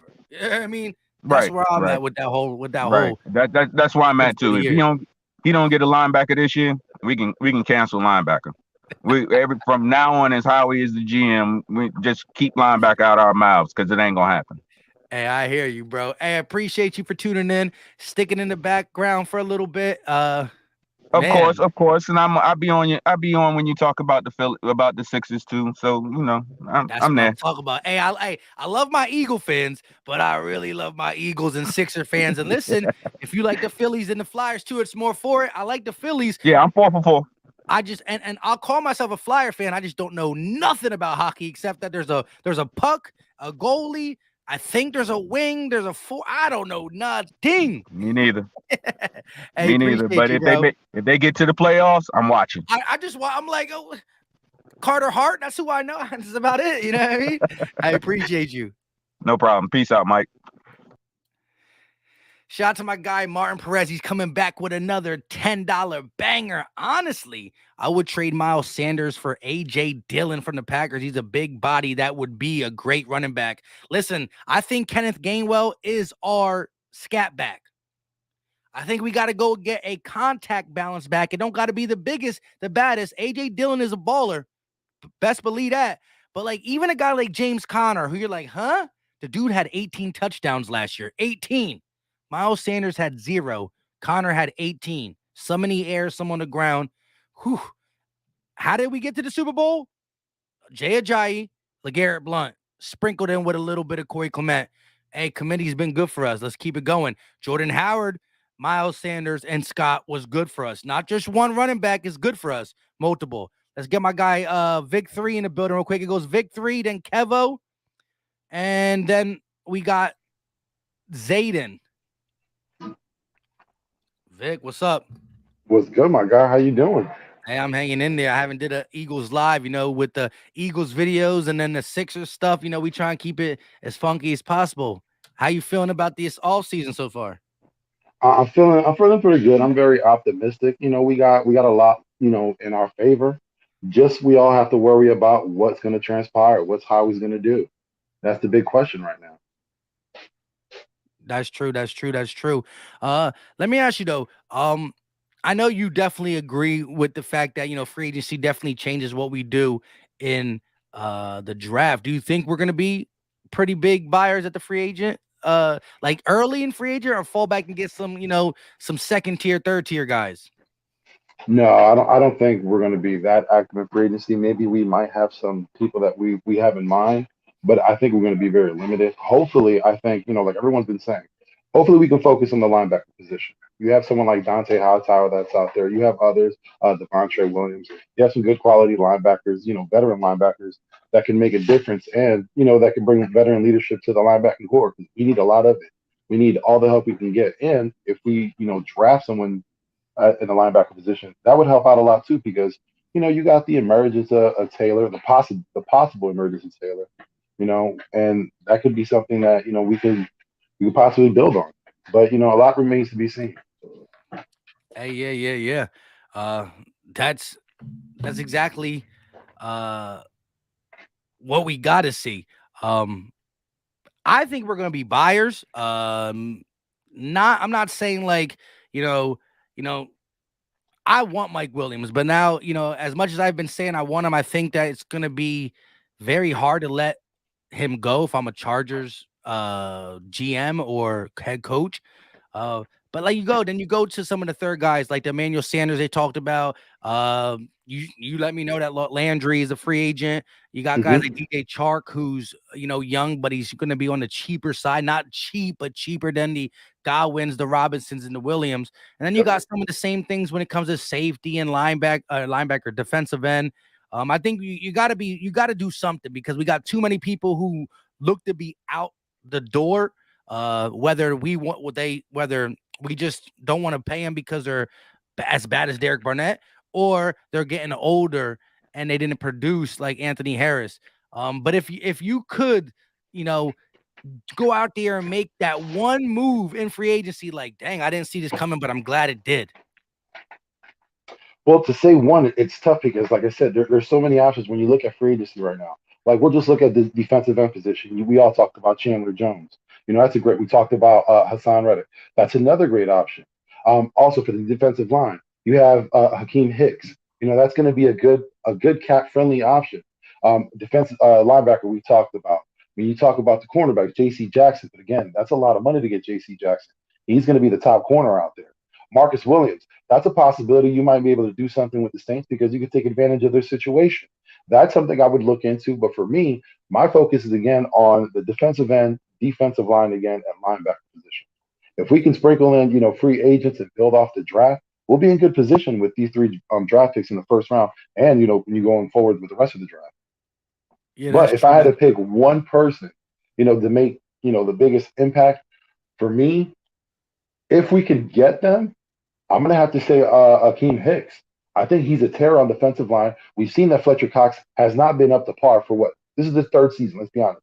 Been 3 seasons he's not been up there. We're in cap hell because of his contract. We got to look at restructuring him. We have 2 years left for him. Akeem Hicks is up there in age, but again, he's more productive. If you could find someone younger out there aren't many in this free agency class. But again, I think a guy like that would be very disruptive. Or like everyone said, Chandler Jones, but you also have to look too. He took advantage of a hurt Taylor Lewan to get those 5 sacks.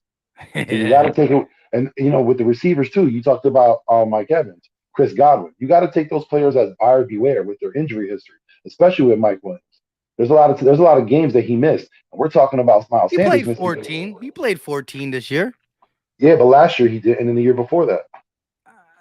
He played 14 this year. He played 14 this year. I hear you.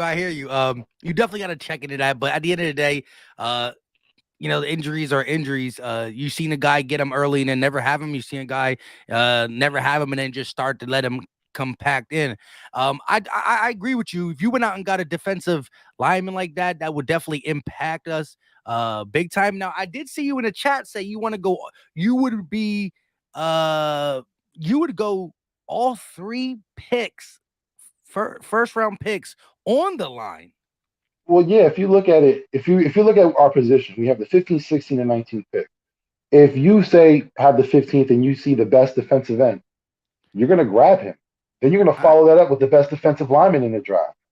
Then at the 19th pick, this is where it gets tricky because you could trade back, maybe possibly get another first round pick for next season, still get your first round pick. That's a Howie type move. You still get all 3, you still get a first next year. Or you can stay put and then focus on another defensive end. Because I think if you double dip, especially with this draft, you double dip at defensive end, I think you're good to go. Well, see, that's the thing. I think that not many people will think about that. We got somebody in the backstage shaking his head with you, agreeing with you. Here's the thing, though. If we go double dipping on the defensive line at 15 and 16, and then we figure out what we do at 19 based on who's there and possible future picks, blah blah blah. Well, then I would like to be that one splash player in free agency. Then that's what I would move him more to a secondary piece. Not necessarily saying corner, but like one of them safeties because of Anthony Harris most likely out. Ronnie McLeod being a guy maybe we sign back just because we're desperate there. Kevon Wallace not living up to what he's been able to do, whether it's talent or injury. So then I would say you double dip on the line. I think Milton Williams got potential. Hargrave is still Hargrave. Sweat showed some signs. So if you double dip, now you got, let's just say productive, because let's just count Fletcher out of productiveness. Let's count out Brandon Graham just because we don't know how he's going to come back. You still got Milton Williams, who I think is trending up what he did last year. Hargrave, Sweat, the double dip you did in first. That's 5 guys. And then so I would like to spend free agency on the back end, which I think was still a little suspect as well. You know what I mean? I think with that, everyone knows you have a decision to make, either Rodney McLeod or you got Harris. We're going to have a decision to make. A lot of people are leaning toward the fact of Harris because his relationship with the coaching staff. Harris is Cloud McLeod has that injury history. But for me, I think you can still focus on the draft. Kirby Joseph might be third, fourth round, second round. You focus on that linebacker. We have a good, talented draft. Not on the offensive end that much because when you think about the wide receivers, it's like there's a lot of debate. Who's the best receiver? There's a debate. Who's the best back? Who's the best quarterback? When you look True. at the defense, there's so much that they're equally talented. But one person like Jermaine Johnson, I think he would be there also. I think for me, his stock went down a little bit because of the Senior Bowl. But again, still could be quality when you go to the NFL. Yeah. Look, you don't gotta sell me on defensive line for the simple fact that I'm only 30 years old and I don't remember the Eagles not having a dominant D line. I just don't. And I don't remember it, and I don't ever want to have to remember it. You know what I mean? 31st in sacks I have nightmares about that still today. You know what I mean? So you don't gotta sell me on that. And Howie Roseman on both lines is a guy who will make a move. So a double dip in 15 and 16 at the D line is something that I haven't heard until today, but I'm gonna start thinking about. Hey, appreciate your input. Hey, listen, we got 130 in the chat. Hit the like button. It's free. It's easy. Don't cost a thing. And definitely go to the search bar now or right when this is over and type in Vic 3. What it says on his logo, type in Vic 3. He has a couple weekly podcasts with the Nest Out West and AK Eagle. He has one with Backyard Birds podcast. And he sometimes, I think he be doing stuff on the low itself anyway. So if you like what he's saying, he's the first one that I heard say, except for I see Kevo down there agreeing with him. Maybe he's been speaking about the double dip on the D line at 15 to 16, kind of leaving linebacker out. Maybe not that they don't like linebacker, but maybe they're thinking, what do y'all think? What makes you think he's going to get a linebacker after 40 years and not doing it? Like I said, there's only one reason I believe it, because Micah Parsons right before our very eyes is the only way. But Victory, some top-notch stuff there. Go subscribe. Appreciate you, bro. Hey, man, I appreciate you, man. It's always fun to chit-chat with you. It's been a while. I mean, we got to do it. You got to come on my show. Exactly. So listen, definitely go subscribe, because sometime this week I'm gonna be making an appearance, either this week or the weekend. I'm gonna be making an appearance on Victory's channel. Appreciate you, my guy. Hey, man, thank you for having me, man. It's been a good time. I'll see you later. Always. Shout out to Philly fans in Florida with the 199 super chat. Appreciate the donation. Much love and respect. Howie may nail it, and this is the reason why he's saying it. It's the final year of his contract, and Weasels like to sneak their way back in long term before they start slacking off. So, hey, shout out to you. Hopefully that's not the only reason why he nails it. But, Kevo, let's hear you nail it real quick. Pause. What's going on, Kevo? What's up, man? Can you hear me? Yeah, I can hear you. I can hear you now. Yeah. Yeah, that's my guy right there. I mean, that's not my guy, but he was talking everything. I'm on the same page, because I gotta get this stuff straight, man. This linebacker talk, all these Eagles fans doing here. I don't know what it is about these new fans or something, but they just watch highlights. You gotta watch the entire game of these dudes sometimes. If you don't have the time, Correct. oh well. Don't talk too much, because these highlights get you too hype on these guys. And I feel like Lloyd, he's good, whatever. I feel like Dane is the better player, just that he's in the wrong body. His size and stuff is gonna mess him up. Oh, One, two, they this both were draft. disruptors. Yeah, I mean they was, but I watched all the Lloyd tape, and it's very fast. I seen it that I just don't see transitioning too much in the NFL. Straight up, I don't care what nobody say. What about him? I mean, it's sometimes I feel like, and when it comes to the run fits and stuff like that, or when the lineman gets their hands on him in the NFL, it's not going to work. A lot of stuff that he was doing at Utah is not going to work. I didn't see him doing it against too many elite people for real, to where he dominated like the way Parsons did. People comparing that Parsons year and thinking that these linebackers can come in there and duplicate it. It's not happening. These ain't no Ray Lewis's, nothing like that in this draft. There's no point of us reaching for a linebacker. You can find another linebacker later on, or get one in free agency, or find somebody that's already proven. Us trying to Yeah, go but hurry up and draft one because we feel like. Go ahead. no, I would just say this. Just looking at some of Devin Floyd's tape, trying to look at the bad too, because I got as much as I can break down of a comparison between Dean and Lloyd. That's why I'm not trying to say who I favor yet, because that's coming out. I don't just want to talk too much about the draft in video wise, because we still got free agency coming up. I don't want to skip that. We're gonna have a very dry part soon, so I'm trying to keep everything balanced. But I will agree with you. Lloyd athleticism got him out of some things, being sideline to sideline fast. There's times where he hits the gap wrong and he goes through the wrong gap, and running backs get, nice little 15, 20 piece on him. And he does get lost inside big offensive linemen because, he's lanky. He's a bigger size than him. But, there wasn't all flowers on Micah Parsons as well. But when you see the rawness jump out, here's my thing real quick. Yeah. Linebacker to me has been very much shown that, Jonathan Gannon relies on them way too much. And so right now with him we just need to get better linebacking play in there. And you saw a little bit of changes with TJ Edwards. And if you get a guy who upgrade even more TJ Edwards, I think you'll see a bigger change. Now that's facts. I just feel like people see that, and they pinpoint like we need one. You reaching. You got to think about this draft and what's available. Think about it. The quarterbacks are weak, so the moving up into the top 10 is not going to be that hard. For one, two, if you get a mean D line, you can hide some of the deficiencies with the linebacker. To me, you won't need a Parsons for real. You can get a decent linebacker and cover it up with an elite D line. That's which why we I like always what he done. said. Which we always done when we were our most dominant on D line, we had only C plus and B plus linebackers. It was hidden. This year, the linebackers couldn't get hidden from the D line, and it really exposed them because just last year the linebackers weren't as bad when we were third in sacks. Yeah, so people panicking. These new Eagle fans panicking. Some of us old heads have sucked into it as well, but not quite. I won't get caught up in it. But I feel like we don't just you just want to? But you don't miss the days. Like of course, the D line got to be good. That's our bread and butter. But you don't miss the days of just watching football around the league. You don't miss the day of a guy who commands the middle, not just via everything, right? Tight ends catching these little. I do. I mean, I want one, but I don't see one in this draft. Not Lloyd and Dean. D has the mental aspect of it. I feel like he can really lead. I feel like his eyes, he's in the wrong body. If you take him and put him in Lloyd body or something, that's something different, or somebody else. You know what I'm saying? It's different. But I think Dane is gonna he fighting against himself. He might pan out, but I feel like it's still a reach. I feel like he's gonna drop anyway. If we can get him in the mid-late 20s, that's fine. I think Dane gonna fall a little bit.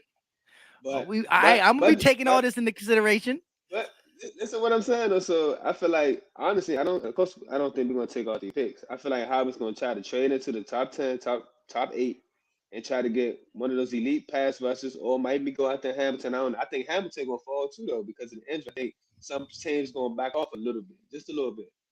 But, so what defensive lineman would you target? Like how much would you come up or if you came up to get a D lineman, who would it be? Where would it be? Kind of what you would try to give up? And if you stayed at 15, what D lineman you think will be there to go bang bang like Vic 3 said, 15 to 16 defensive linemen? I feel like Jermaine Johnson, like his stock is gonna rise. I feel like we're gonna try to go up and probably try to snag him. I feel like a Jobo, he might fall a little bit to where that 15 range. We could probably get him. I'm still iffy on him because he might be a liability against the runners will. Carl Loftus, I feel like he maybe because he's like it's like he was very productive, but his athleticism is not quite there. So strength. He more bullied people. Yeah. Exactly. You can't do that in the NFL for real. And he might translate. Who knows? You know what I'm saying that'll just be if he the best person there, you just take him. But I feel like they're gonna go half and half when it comes to the draft and free agency. I feel like when it comes to corner, we need 2 corners. Okay, well, nobody say. I'm just afraid that we picked up so many those corners last year, those back end corners we picked up during the year. We kept piling up with corners, those 6th, 7th round guys and undrafted guys. I'm afraid that they thinking one of them might pan out and not be as aggressive as they should be at corner. For one, two, whether we keep McLeod and what's it called or not, we still need 2 safeties. So they're gonna have to draft a safety and get one in free agency. Yeah, safety is important. Taking a receiver to we need one back. We need one back, straight up. We need one real bad. But so wait, with like, all hail, man, you said with all the stuff you need. Why wouldn't you want to trade? Why wouldn't you try to trade back a little bit to try to get Like, cause you talk about That's what I'm gonna say. two I was gonna corners, say, D line. yeah. So, but I don't think they're gonna draft two corners though. I feel like they're gonna go half and half. They're gonna split it. You know how we do. How we gonna get a couple of He these gonna guys get that are free he agents? gonna try to fill half of each Yeah, thing. and then he's not gonna spend too much money. He's gonna get those bargain guys who has high upside, but then low cost. So I even see him bring up Zoo back, and I wouldn't even be mad about that. To be honest, I feel like he fit Gannon defense. A lot of people who shit on Gannon, excuse my language, but a lot of people go on Gannon heavy. And I really don't think he's that bad of a coordinator the way we planned him out to be. You gotta look at the pieces he was playing with. He couldn't do but so much or call but so much. We wanted him to be aggressive, but if we would have got torched all year, then we still would have been going at him. So I mean, you gotta Yeah, pick your poison. true that. But death by 1,000 cuts hurt just as Yeah, much yeah. as as It does. It does as a fan just watching it. But if you look at the you scoreboard, just stuck there for yeah, 8 minutes, just watching your team not be able to yeah, stop just nothing for 8 minutes. watching, Then when they yeah. score, if Jalen Hurts does go 3 and out, well, it's like, up here goes another 8 minutes of my life torturing. You know what I mean? That's So fact. That's fact. You feel like the defense will get tired eventually and stuff of that nature. But I think this year they're gonna stock up on the defense, and it's gonna be to the point where he can be a little more loose. Then you gotta remember he implement a new system as well, so he gonna have more guys who's gonna know a lot more, so they can pass on that information that he passed on to our team last year behind the scenes that he maybe didn't call during the games. So I feel yeah. like it's gonna be tighter. I feel like it's gonna be a lot more stuff added to it. Well, But well, go ahead. well real quick. Look, there was times I was nice to Gannon this year. I would say just, listening around the beat of Philadelphia and stuff, I wasn't the hardest on him.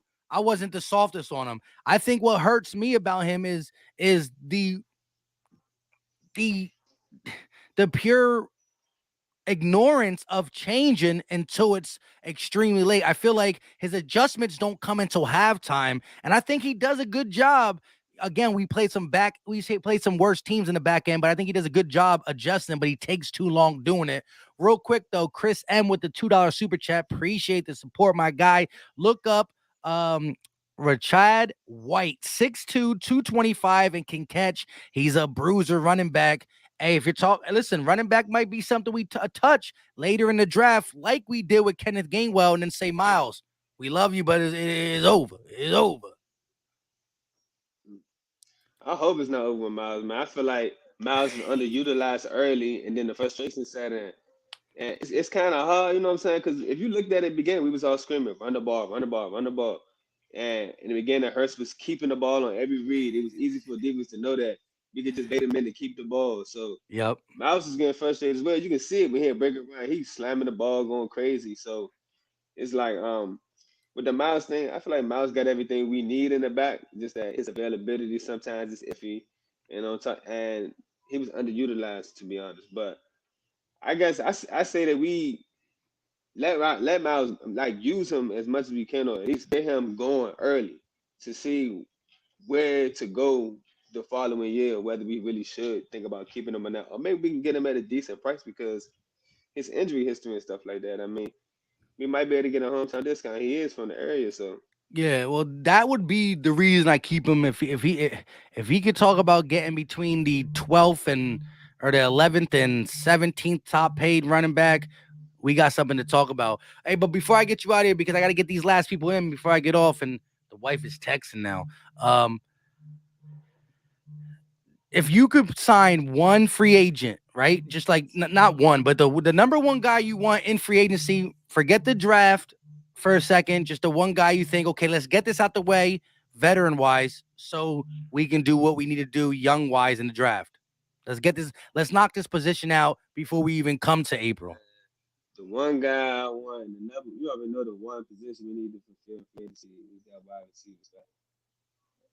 I want Davante Adams, but I know we ain't gonna do it. I know that's way too Him and much. Smith is like the two air prime that'll just take us to the top, but that'll just be too much money and some other stuff. So I don't even know, honestly. It'd have to be one of the wide receivers though. It's between him, Davante Adams, or I like Shark too. Shark coming off his injury. Him or Shark. Him or Shark. Hey, I like what the dude said about Emmanuel Sanders, but Emmanuel Sanders, Yeah, he was beasting out, but he ain't gonna give us much but mentorship. To be honest with you, I don't see him going off in no time this year. I feel like those But days are over that with. might pay dividends for Quez and Devontae more than what we It know. can, it can, yeah, but we need a playmaker. Like And we we need need somebody to somebody to catch a come in damn like how ball. Alshon did. Yeah. We need somebody that came in like how Alshon did his first year. We can get Yeah. something like that from anybody, and that'd be more than enough to get us where we need to get to. Yeah, Alshon came in and had like 700-800 yards, and he was productive, and he took all the young people up. Nelson Aguilar had his best season that year. Let's just say that, you know what I mean? And then he went off the deep end. Hey, I appreciate you And, for coming on, though. You know what I mean? one more thing, and with Go Rager, ahead. I know we hate Rager, whatever, but if we gonna keep him, man, at least use the man like they do Addison or Debo or something. At least give him Try at something. When least, they yeah. did give him the little bit of credit he did, he got hurt. He got hurt, but he was starting to turn up. He was starting to get hot. In that If we Raiders go game, he back to was that game, productive before he got hurt. Raiders. yeah, he was starting to get hot, and then they went back into the same old stuff. So I don't know. That's good. I feel you, bro. And I appreciate you for tuning in and calling in, my guy. All right, yeah. Next time. All right, peace.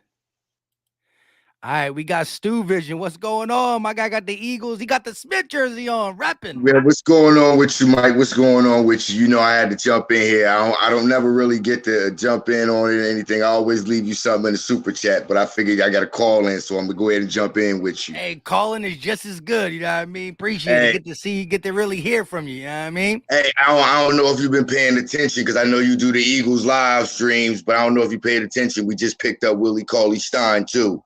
Somebody said that, now I would have made a video about it, but now with it being late, I'm gonna have to wait till tomorrow. I mean, we'll see how that goes. I mean, his career was going up, but then he just fell off for a minute. You know what I mean? But that's because really he ain't been comfortable where he been playing at because he been putting too much of a pressure role. Now you get that backseat role. That's when he actually excelled when he was coming off the bench for somebody. Yeah, Millsap like, damn, they gonna do me dirty already. Well, Millsap can be that guy to come off the bench that really relieves Tobias or something. Yeah, he could. He got a little mid-range. Yeah, that's why I say that's actually a pretty smooth pickup there by Daryl Morey and the boys. But hey, I was listening earlier, and I don't totally disagree with Victory with double dipping on the D line. But here's where I've been hearing that I do disagree with. Let's not trade 19 back. Let's either use 15 or 16 to trade back. That way you could trade either 15 or 16 back, say to like somebody like a 24 or 25 that's going to be willing to give up that extra first round pick from next year. So that way you know you're going to get that extra first one next year. And that way you still got two more in the top 20, and then you got that one right there in the mid-20s. Yeah. And then I look at it like this, and just like brother before, we know we ain't going to get Devontae Adams. We know that ain't going to go down. He about to get paid like $27 million a year. I know, but DJ Chark will be nice, and let's not sleep on trying to snatch up like a Mike Williams or somebody. That's my that would be my dream. Devontae Adams, of course, but I just put it away. Mike Williams is my number one guy. We get him. I'm copping a jersey ASAP. I liked him in Clemson. I'm a big fan of him. I won't sneeze at Allen Robinson either. I won't sneeze on him either. He's up there. He's up there. I won't sneeze at him. But here's another thing, though. I look at it like this in free agency. Now, see, everybody keep getting confused on how much cap space we gonna have in free agency. Yeah, it's tough. Me personally, I looked at it like this. We rolled over like 16 million from last year. Then we added another 12 with the Brandon Brooks restructure. So that's like 28 plus 22 more coming off the books with Carson Wentz being gone. That's 50 mil. Yeah, here's the thing. I think when I looked it up as Paul was talking, I think we were at 22 mil, 21 or 22 mil. I think I forgot what he said, but looking it up when he was talking just to see, it was 21, 22 mil. Some of that has to do with the Brandon Brooks thing, not fully official, but I forgot. I don't want to be misquoted, but I read something that said like, I think we would get around 30 something, but hey, we gonna wait and see. You know what I mean? I just think that. But either way, you look at it like this. we got enough that we could throw a contract to bring back Anthony Harris, because I think toward the end of the season, he started to feel more comfortable in the defense and started to show up and make some good plays for us. I think Rodney McLeod definitely better at the end than he was in the beginning, because he was nowhere to be found in the beginning. Yeah, but I think that's because nobody was really comfortable with what was going on. It was all brand new. I think people are sleeping on Kevon Wallace for this reason and this reason only. When he came in, think of what system he came into. He came in the Jim Schwartz system. And ain't none of our guys in the secondary succeed in Jim Schwartz system. Let's just be real with that. That's just straight facts. Now he just learned Gannon's system. And if you paid attention early in the season before he caught that little injury, the first safety off the damn bench other than Rodney McLeod and Anthony Harris was Kevon Wallace. It wasn't Epps. It was right. Wallace. He laid that big hit and he got hurt. He did that big hit and he got hurt doing it. Yeah. Yeah, against Tampa Bay. So that told me, or San Francisco, I'm sorry. That told me right there already the coaching staff was saying, okay, Wallace is better than Epps. Yeah, but he got healthy and he couldn't beat Epps anymore. I don't think that was the case. I don't think that was the case. I think what it is this coaching staff realized, okay, look, this guy plays at it. Because if you really look at it, he plays with the speed and pace. If you look at when he reacts and goes to make a hit, that's where I say he reminds me of B-Dog, because his reaction time and how quickly he gets there and how fiercely he tries to hit you. Other than that, I can't compare him to B-Dog. You know what reminds me of B-Dog? They went to the same school. That's about it. But I'm telling you, if you really, really watch him, if you see how quickly he B-Dog reacted just as quickly, and from the time he reacted till the time he got to make the tackle, it was so quick. You never really realized how quick it was. That's the only thing I can say. And the fierceness they hit with, that's it.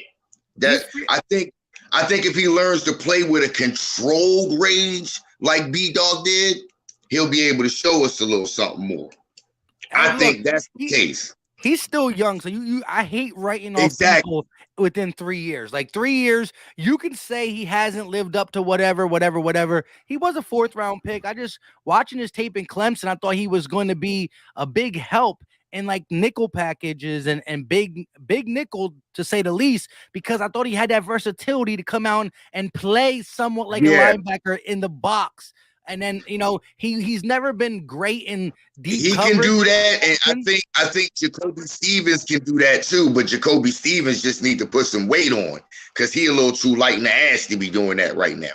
That's why I say I really think what they should be. Well, I really think what they should be doing is grooming Jacoby Stevens and Kevon Wallace to actually be the safeties in the future, because they both run that same size, got their same speed and length and range to be able to run with. I think those guys will work good in tandem together.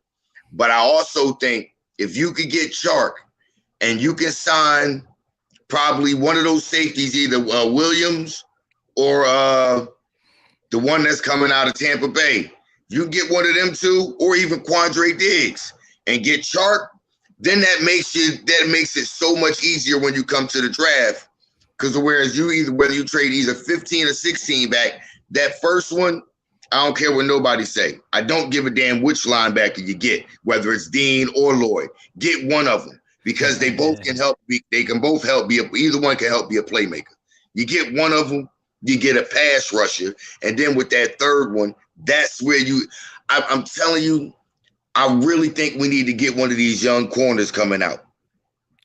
I would love it. Because the depth of talent at this corner position this year with Elam and Sauce Gardner and Booth and Stingley, and who was the Trent dude? Trent McDuffie out of Washington State. Yeah, you got it. I mean, you got a lot of depth there. I think Kobe Bryant. Kobe Bryant with a C, of course. Yeah, yeah, I know you talk. Yeah, him too. Like I said, there's a lot of depth to talent, the depth there. So I think with that third one, if you try to trade one of them back, like the 15 or 16, I think that third one, you'll still be able to get a good one that could be a starter maybe next year. You know what I'm saying? And maybe try to grab who's one of these try to bring Nelson back on maybe a 1-year deal or something.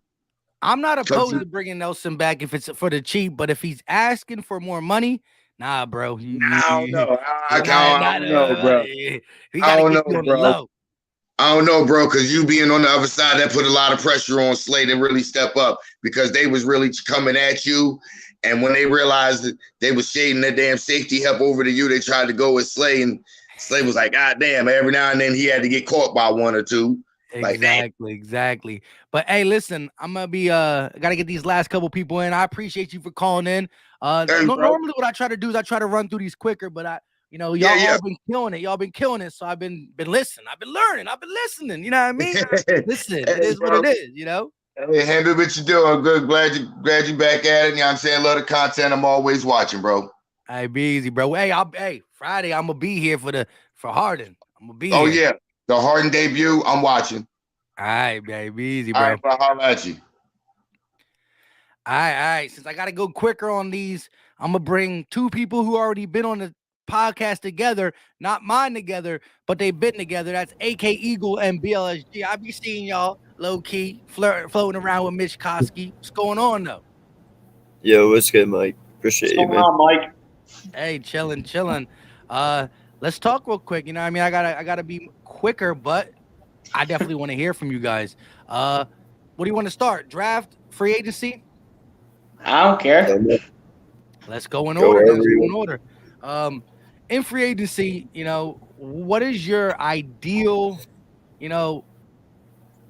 signings? Like, I mean, the more the merrier, right? The more you could bring in and fit it in the cap legitly, I'm gonna sign up for it. But like, trying to fill the holes that you see compared to what is out there that will benefit us, realistically, money-wise, long-term, short-term, however you see fit. What is your ideal, AK, for free agency? Well, one and foremost, man, it's definitely locking down Mike Williams if he becomes available. I've been stressing that for many months now. Whether or not he will be available, that remains to be seen. If they're smart, they'll franchise tag him, which they probably will end up doing. But definitely need to get one of these veteran receivers to boost this wide receiver core. Possibly look at maybe like Hassan Riddick. He's a free agent. I would, if you're going to go safety, definitely I'm on board with the Williams as well. Even a Jesse Bates, if somehow, some way, it was freaking a miracle happened and he became available. But it would definitely have to be a younger person and someone who has been proven. That way you could build off of them, the defense, You definitely want to make that a centerpiece. But or even, maybe even like a veteran like Chandler Jones. Yeah, they're all definitely quality guys that fit the need, right? We're all talking about these guys in the draft. You're the desperation to reach up and like pass maybe the best player available is less if you do fill some of them in free agency. I've also heard that we're having a big push for Leonard Fournette as well. So I hear they got a lot of interest in him. So yeah, man, I don't know. It could look completely different next year. Who knows? Yeah, if you're looking at that Super Bowl run, you want to try to fill that LeGarrette Blount type role. Jordan Howard was supposed to be the guy and did well when able to be on the field, but injuries have just I don't know what it is with the Eagles and Jordan Howard, but he can't stay healthy for us. And I would love to have the name Jordan Howard on this team, but not what is left of him. I think we got to get a different bruiser. Before I let BLSG go real quick, shout out to Philly fans of Florida with another donation, $2 banger. He said, Elder wisdom coming from a guy who knows what he's talking about. He said, text from wife equals wrap it up now.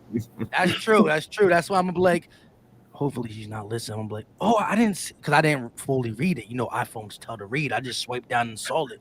So I'm like, yeah, man, the conversation was so good, I didn't see it. I'm so sorry. The white bag come in here and interrupt me. I'm caught. No, I'm just kidding. Go ahead, BLSG. What do you got for free agency? Yeah, in terms of free agency for me, I feel like we're not going to take a wide receiver in this draft. The only reason why we would is for like much younger talent, in my opinion. But I think we get one in free agency for that veteran experience to help guys like Devontae Smith learn, Quez Watkins. We're not even going to worry about Regalor. He's in the dumpster. Screw Regalor. We could either bring in, like AK said before, we could either bring in Allen Robinson. We could bring in Mike Williams. I'm not bringing in Devontae Adams. Why? He's too much money. He'll cost us too much in terms of cap space. And then Chris Godwin, why I'm not bringing him in? Coming off an injury from last year. I'd rather take a Mike Williams or an Allen Robinson in here. They both have the veteran talent, and I wouldn't care which one we would bring in. As long as we get that talent, though.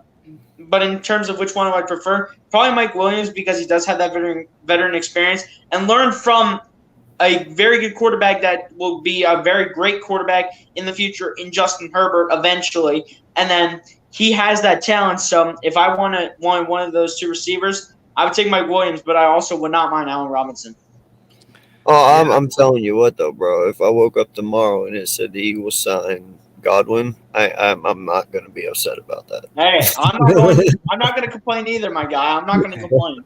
He says, I want him, but I'm not going to complain. I hear you. Like, whenever you have an injury, and here's the thing about Chris Godwin, the dude just played on a franchise tag. He just played. So he got 15 or 16 mil, which is, upper echelon wide receiver money for last year is going to go up a lot this year for that position. However, he just got the franchise tag. So the next deal he signs, he wants to have the signing bonus, the 3 or 4 year security. He's not trying to get another 1 year deal where Allen Robinson, as Show Enough 215 said, will cost too much money. I think he fits the mold of more of a 1 year deal. Yes, the 1 year might be 16 to 18 million, but I think the 1 year deal fits him more. But I think Allen Robinson looks to be looking for a more winnable suitor. Not saying we're not going to be winnable or winning. We're not going to win more games next year, but he looks to try to be like, let me go ring chasing with the money. For the simple fact, he did get his long-term contract, in Chicago. Things didn't go good productively with injuries and just the quarterback position. But, I think, he's an iffy one there. But any of these wide receivers y'all mentioned, sign me up. I would love a Fournette type back. James Conner has been, a guy keeping my eye on a little bit because, listen, anybody who scores 18 touchdowns in the National Football League, whether it's via the catching or running, what? Miles couldn't get one this season. So 18 touchdowns. He had like 1,100 yards from scrimmage. Using him with a Kenneth Gainwell type as your LeGarrette Blount and a Jay Ajayi or a LeGarrette Blount and Corey Clement tandem is something I think you got to look forward to. There's only a handful of running backs anymore that can be the every down back. If you get them, you're going to pay money. The running back position, we saw Sony Michel boost up the Rams running attack. Not that great of a player. He's bounced around. We've seen the Niners constantly just throw guys back there with a good running scheme and blocking. It's going to fall into place. So I just think that with our offensive line, we saw the Boston Scott be very productive. We saw Jordan Howard be productive. Anybody we throw back there, Kenneth Gainwell will be productive. So I think if you get a veteran or a bruiser type back or a contact balance back, you know what I mean?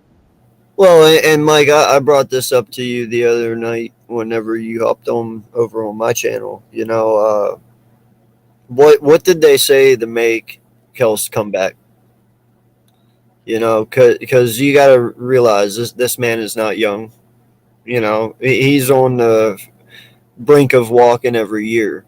So you had to sit down with him during that meeting and you had to explain to him what you were going to do. And possibly who you were going to bring in, and he had to accept that plan. Yeah. So it's like, what did they tell him to make him be like, all right, yeah, I'm down another year, so they got some things working in the background. We just don't know exactly what. True that. And like I said on your show, and definitely go check out AK Eagles podcast. It's called the Uncensored Podcast. All you gotta do is type it in the search bar. It'll come up right over. Okay. It's like, I'm just kidding. Type in Uncensored Eagles Uncensored podcast, and you will get my guy's show. He does a couple live streams, a couple videos. He does a lot of live streams, I should say, not a couple. Does a lot. I do one every blue moon now. He does a lot. With that being said, I on his show I did say that Kelsey's not going to come back for like let's not make the playoffs type season, right? He had Yeah. to see something in this team to be like, I'm gonna go do it again. But I also think he just realized, damn, I'm good. I finally watched. I finally got off the. I got out of the locker room. I watched my highlights. No Yeah. wonder I made the Pro Bowl. I'm coming back. You know what I mean? Just realized I can still do it. You know what I mean? Yeah. Yeah, no, I feel you, man. It's just I don't want that man to wake up the rest of his life in pain just to entertain us. You know what I'm saying? Like I do want him to put his body first. If he feels he can't do it, dude, hey, you've done so much already. There's nothing more you need to do for us. We'll be all right. You know what I'm saying? That. So real quick before we get up out of here, for agent, the draft is going to be highly talked about. It's going to change a little bit once free agency comes. It's going to either be more of a pressing issue if we really low-key don't do much in free agency, or it might be more of a it's not going to be relaxed. We got 3 first-round picks. We got Howie Roseman drafting. It's not going to be relaxed at all. With that being said, great little picture right there. You mean this guy feeling like you mean this guy right here? Yeah, you're trying to cancel him. With that being said, like, what are your important needs, or not needs, players you want to see the Eagles at least give a shot at if they're there 15, 16, and 19? You can go ahead, BLSG. Go ahead, I'll take this one. Yeah, honestly, I think with our 3 first-round picks, 15, 16, 19, we don't know how – I'll start off with 15. At 15, this could go either way. I see 2 of these 3 being defense. The other one I see being an offensive lineman, more likely a center, mainly for this reason. We don't know how much longer Kelsey's going to be in Philadelphia. This could be the last dance for Jason Kelsey. We don't know how much longer he's going to be here. And if this is the last dance for Jason Kelsey, I'm looking at pick 15 or pick 16 because we have first of a back-to-back. If he's there, I'm going with Tyler Linderbaum out of Iowa because we really don't have much depth behind Kelsey. We don't have a lot of great depth. Herbig, he's not that great. He's canceled out. Dickerson, I like him at left guard next to Jordan Mailata and the center spot. He's out. And then Jack Driscoll, he has never played center in his entire football career. He's only played guard or tackle. After those 3, who do you have that's pretty much going to be your next center? You don't really have too much. I'm going to be completely honest right now. You do not have too much. And when you look at Tyler Linderbaum, he's pretty good in pretty much all the categories. His weaknesses, when I looked this up the other day, is size, experience, and technique. Size is not really too much of my concern because he's the same height as Kelsey. He's the exact same height. The only difference between him and Kelsey is that Tyler Linderbaum is just 4 pounds lighter. Kelsey's 295. Tyler Linderbaum is 291. That's not much of a difference right there. And everyone probably said that Kelsey was underweight and this and that. They were all yada, yada, yada and saying that Kelsey's a little underweight and shouldn't be a center. I know y'all find that to be funny, I know. But it's true, though. Like, Tyler Linderbaum's not that much different compared to Kelsey in terms of fighting weight. I'm going to be completely honest. And Tyler Linderbaum, he's athletic. He helps with the protection. He's a really good center. And I think if he comes in here, gets drafted by the Eagles, not only can you have this man possibly run up behind Kelsey, but you also can have him get coached up by Jeff Stoutland. He could be your next great center if you were to draft Tyler Linderbaum, of course. But there's only one man that gets this job done, and hopefully will get the job done, and it's Howie Roseman. And then let's go to pick 16. Pick 16, if he's there, I see a linebacker at pick 16.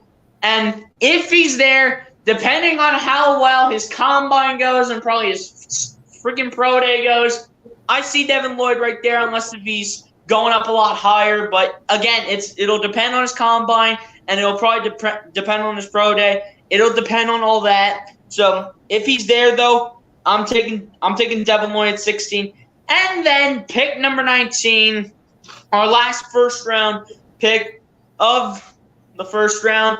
And I see that being a cornerback. I'm going to be completely honest, because I see Steve Nelson gone. I don't think Steve Nelson comes back. He was on a cheap 1-year deal for $3 million. I don't think he comes back because he's been sort of mediocre in terms of coverage on the way he's played it. He really hasn't been that great, but he hasn't been horrible at the same time. He's been clutch at some moments, but he hasn't been the best moments that we've kind of expected from him. And you know what? I'm not moving Avonte Maddox either. Maddox is staying in the slot. He's not moving anywhere. Slay's not moving anywhere. So at pick 19, I'm getting myself Mr. Andrew Booth Jr. from Clemson, bringing him into Philly. And I know it's a lot of pressure on a rookie, but he does know how to play the cornerback role. But college is a much bigger difference and different experience from the NFL. But again, I think if Andrew Booth comes in here and just gets coached up and gets trained and learns some things on the opposite side of Slay, I think it could be a pretty decent cornerback, depending how well he does in the before the season starts. Is what I'm trying to say. Nah, Trying to get this all out of my mouth. It's all right. It's just funny, only because when you were talking about Nelson, you were just keep going back and forth with the exact opposite. Like, well, he's really not that good, but then sometimes he's okay. One time he came up clutch. He came up very bad. Hey, it's all good, man. It's all good. It was just funny because I know you were trying to say like he's been inconsistent, but instead of just saying it, you described it like. Hey, I have to go all in on Steve Nelson, man. He's a little mediocre. Yeah, because you were like little mediocre, but then he gets really good. But then all right, AK, give me your 15, 16, and 19 if that is where we're at.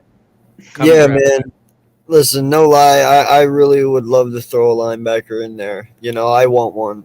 Now, realistically, are we going to get one? Who the hell knows? We have Howie Roseman picking. I don't know. Possibly, if we're lucky, you're more than likely going to look at like a Damon Clark from LSU in the second round. We've seen how he does not hold the linebacker core to a high regard. Like you said earlier in the show, we've won our Super Bowl with a mediocre linebacker core. There was no top-end talent there. So he just doesn't hold it as importance over other positions. So whether or not we get one remains to be seen. I hope we do, but the odds of us getting one, highly unlikely. So for 15, for me, it's going to be like a Jabo, Johnson, or Korlofkis, defensive end. At 16, I'm going with Booth. Going to lock down the cornerback at 16, and then at 19, this is where I would hope they'd go with a linebacker, maybe Lloyd or one of them, or even Harris is still there, but I don't know, man. At 19, if we're sitting there, I would go for like a safety, like a Brisker or a Smoke Monday or somebody in that nature. Yeah, again, I agree. It's been 40 years since linebacker was taken. I just only can hold what Dallas did in front of us, and the resurgence of that linebacker position. Honestly, 2 years ago, I was agreeing with a lot of people saying if you get a safety, the NFL is going to transition to a lot of big nickel, a lot of dime, right? Dime packages have been played a lot more because of the passing league starting to, come into fruition. With all that being said, dime, nickel, safety, you get that hybrid safety that can play in the box, like how Malcolm Jenkins did. He helped out in the run. He guarded tight ends. He guarded running backs at the backfield, but he also took the top off and played back when needed. I thought that's how the NFL was going, right? Kevon Wallace could have been that safety / linebacker-ish type player for us, but reinsurge is the linebacker, and I think Howie's seen it a little bit, but I don't know if that's going to be enough to pull the trigger. However, when y'all talk about cornerbacks, there's a guy named I'm looking at Khair Alam a little bit, not just because, um, you know, well, mainly because, not just because, but mainly because I just love his attributes. Right now, I did see him. He's not, he has some things he got to clean up at the position. But I mean, 6'2", long. You just got the legit guy you want to be outside. And then if Jonathan Gannon is as good as he claimed to be, being a DB coach, I like to see any young corner we get really get molded under him. Not named Zach McPherson. And although I'm down on him a little bit, I still want to see what he can contribute. Throughout another training camp and off season. So, I think defense is the priority, and I think both of y'all pretty much said defense is the priority. Linderbaum is a BLSG guy. Not a bad pick. You can never go wrong offensive line. But it's going to be interesting to see where the cornerbacks fall between, McDuffie, Khair Alam, and Trent and not Trent Booth Jr. It's going to be interesting to see where and when they fall and who goes first. But that's pretty much it for today. Shout out to still the 97 in the building. This 2 hours and 10 minutes. I told my wife 1 hour. 2 hours and 10 minutes. Man, she about to kill you, Mike. Nah, I'm yeah. We'll see. Again, shout out to all the callers. These are the last two. We talked a lot of football. Shout out to everybody who waited. Shout out to everybody who commented and talked. Again, both these guys got YouTube channels. You just type in BLSG in the search bar. Type in Eagles Uncensored podcast. Uncensored. There we go. See, I'm done. After the 2 hour limit, I'm hurting. You know what I mean? I'm not used to it no more. I used to be able to go long. If I got some Crown Royal, I can go long. When you don't got the Crown Royal and you haven't been doing it often, you get tongue twisted. With that being said, appreciate everybody for coming through, and we are out. Peace.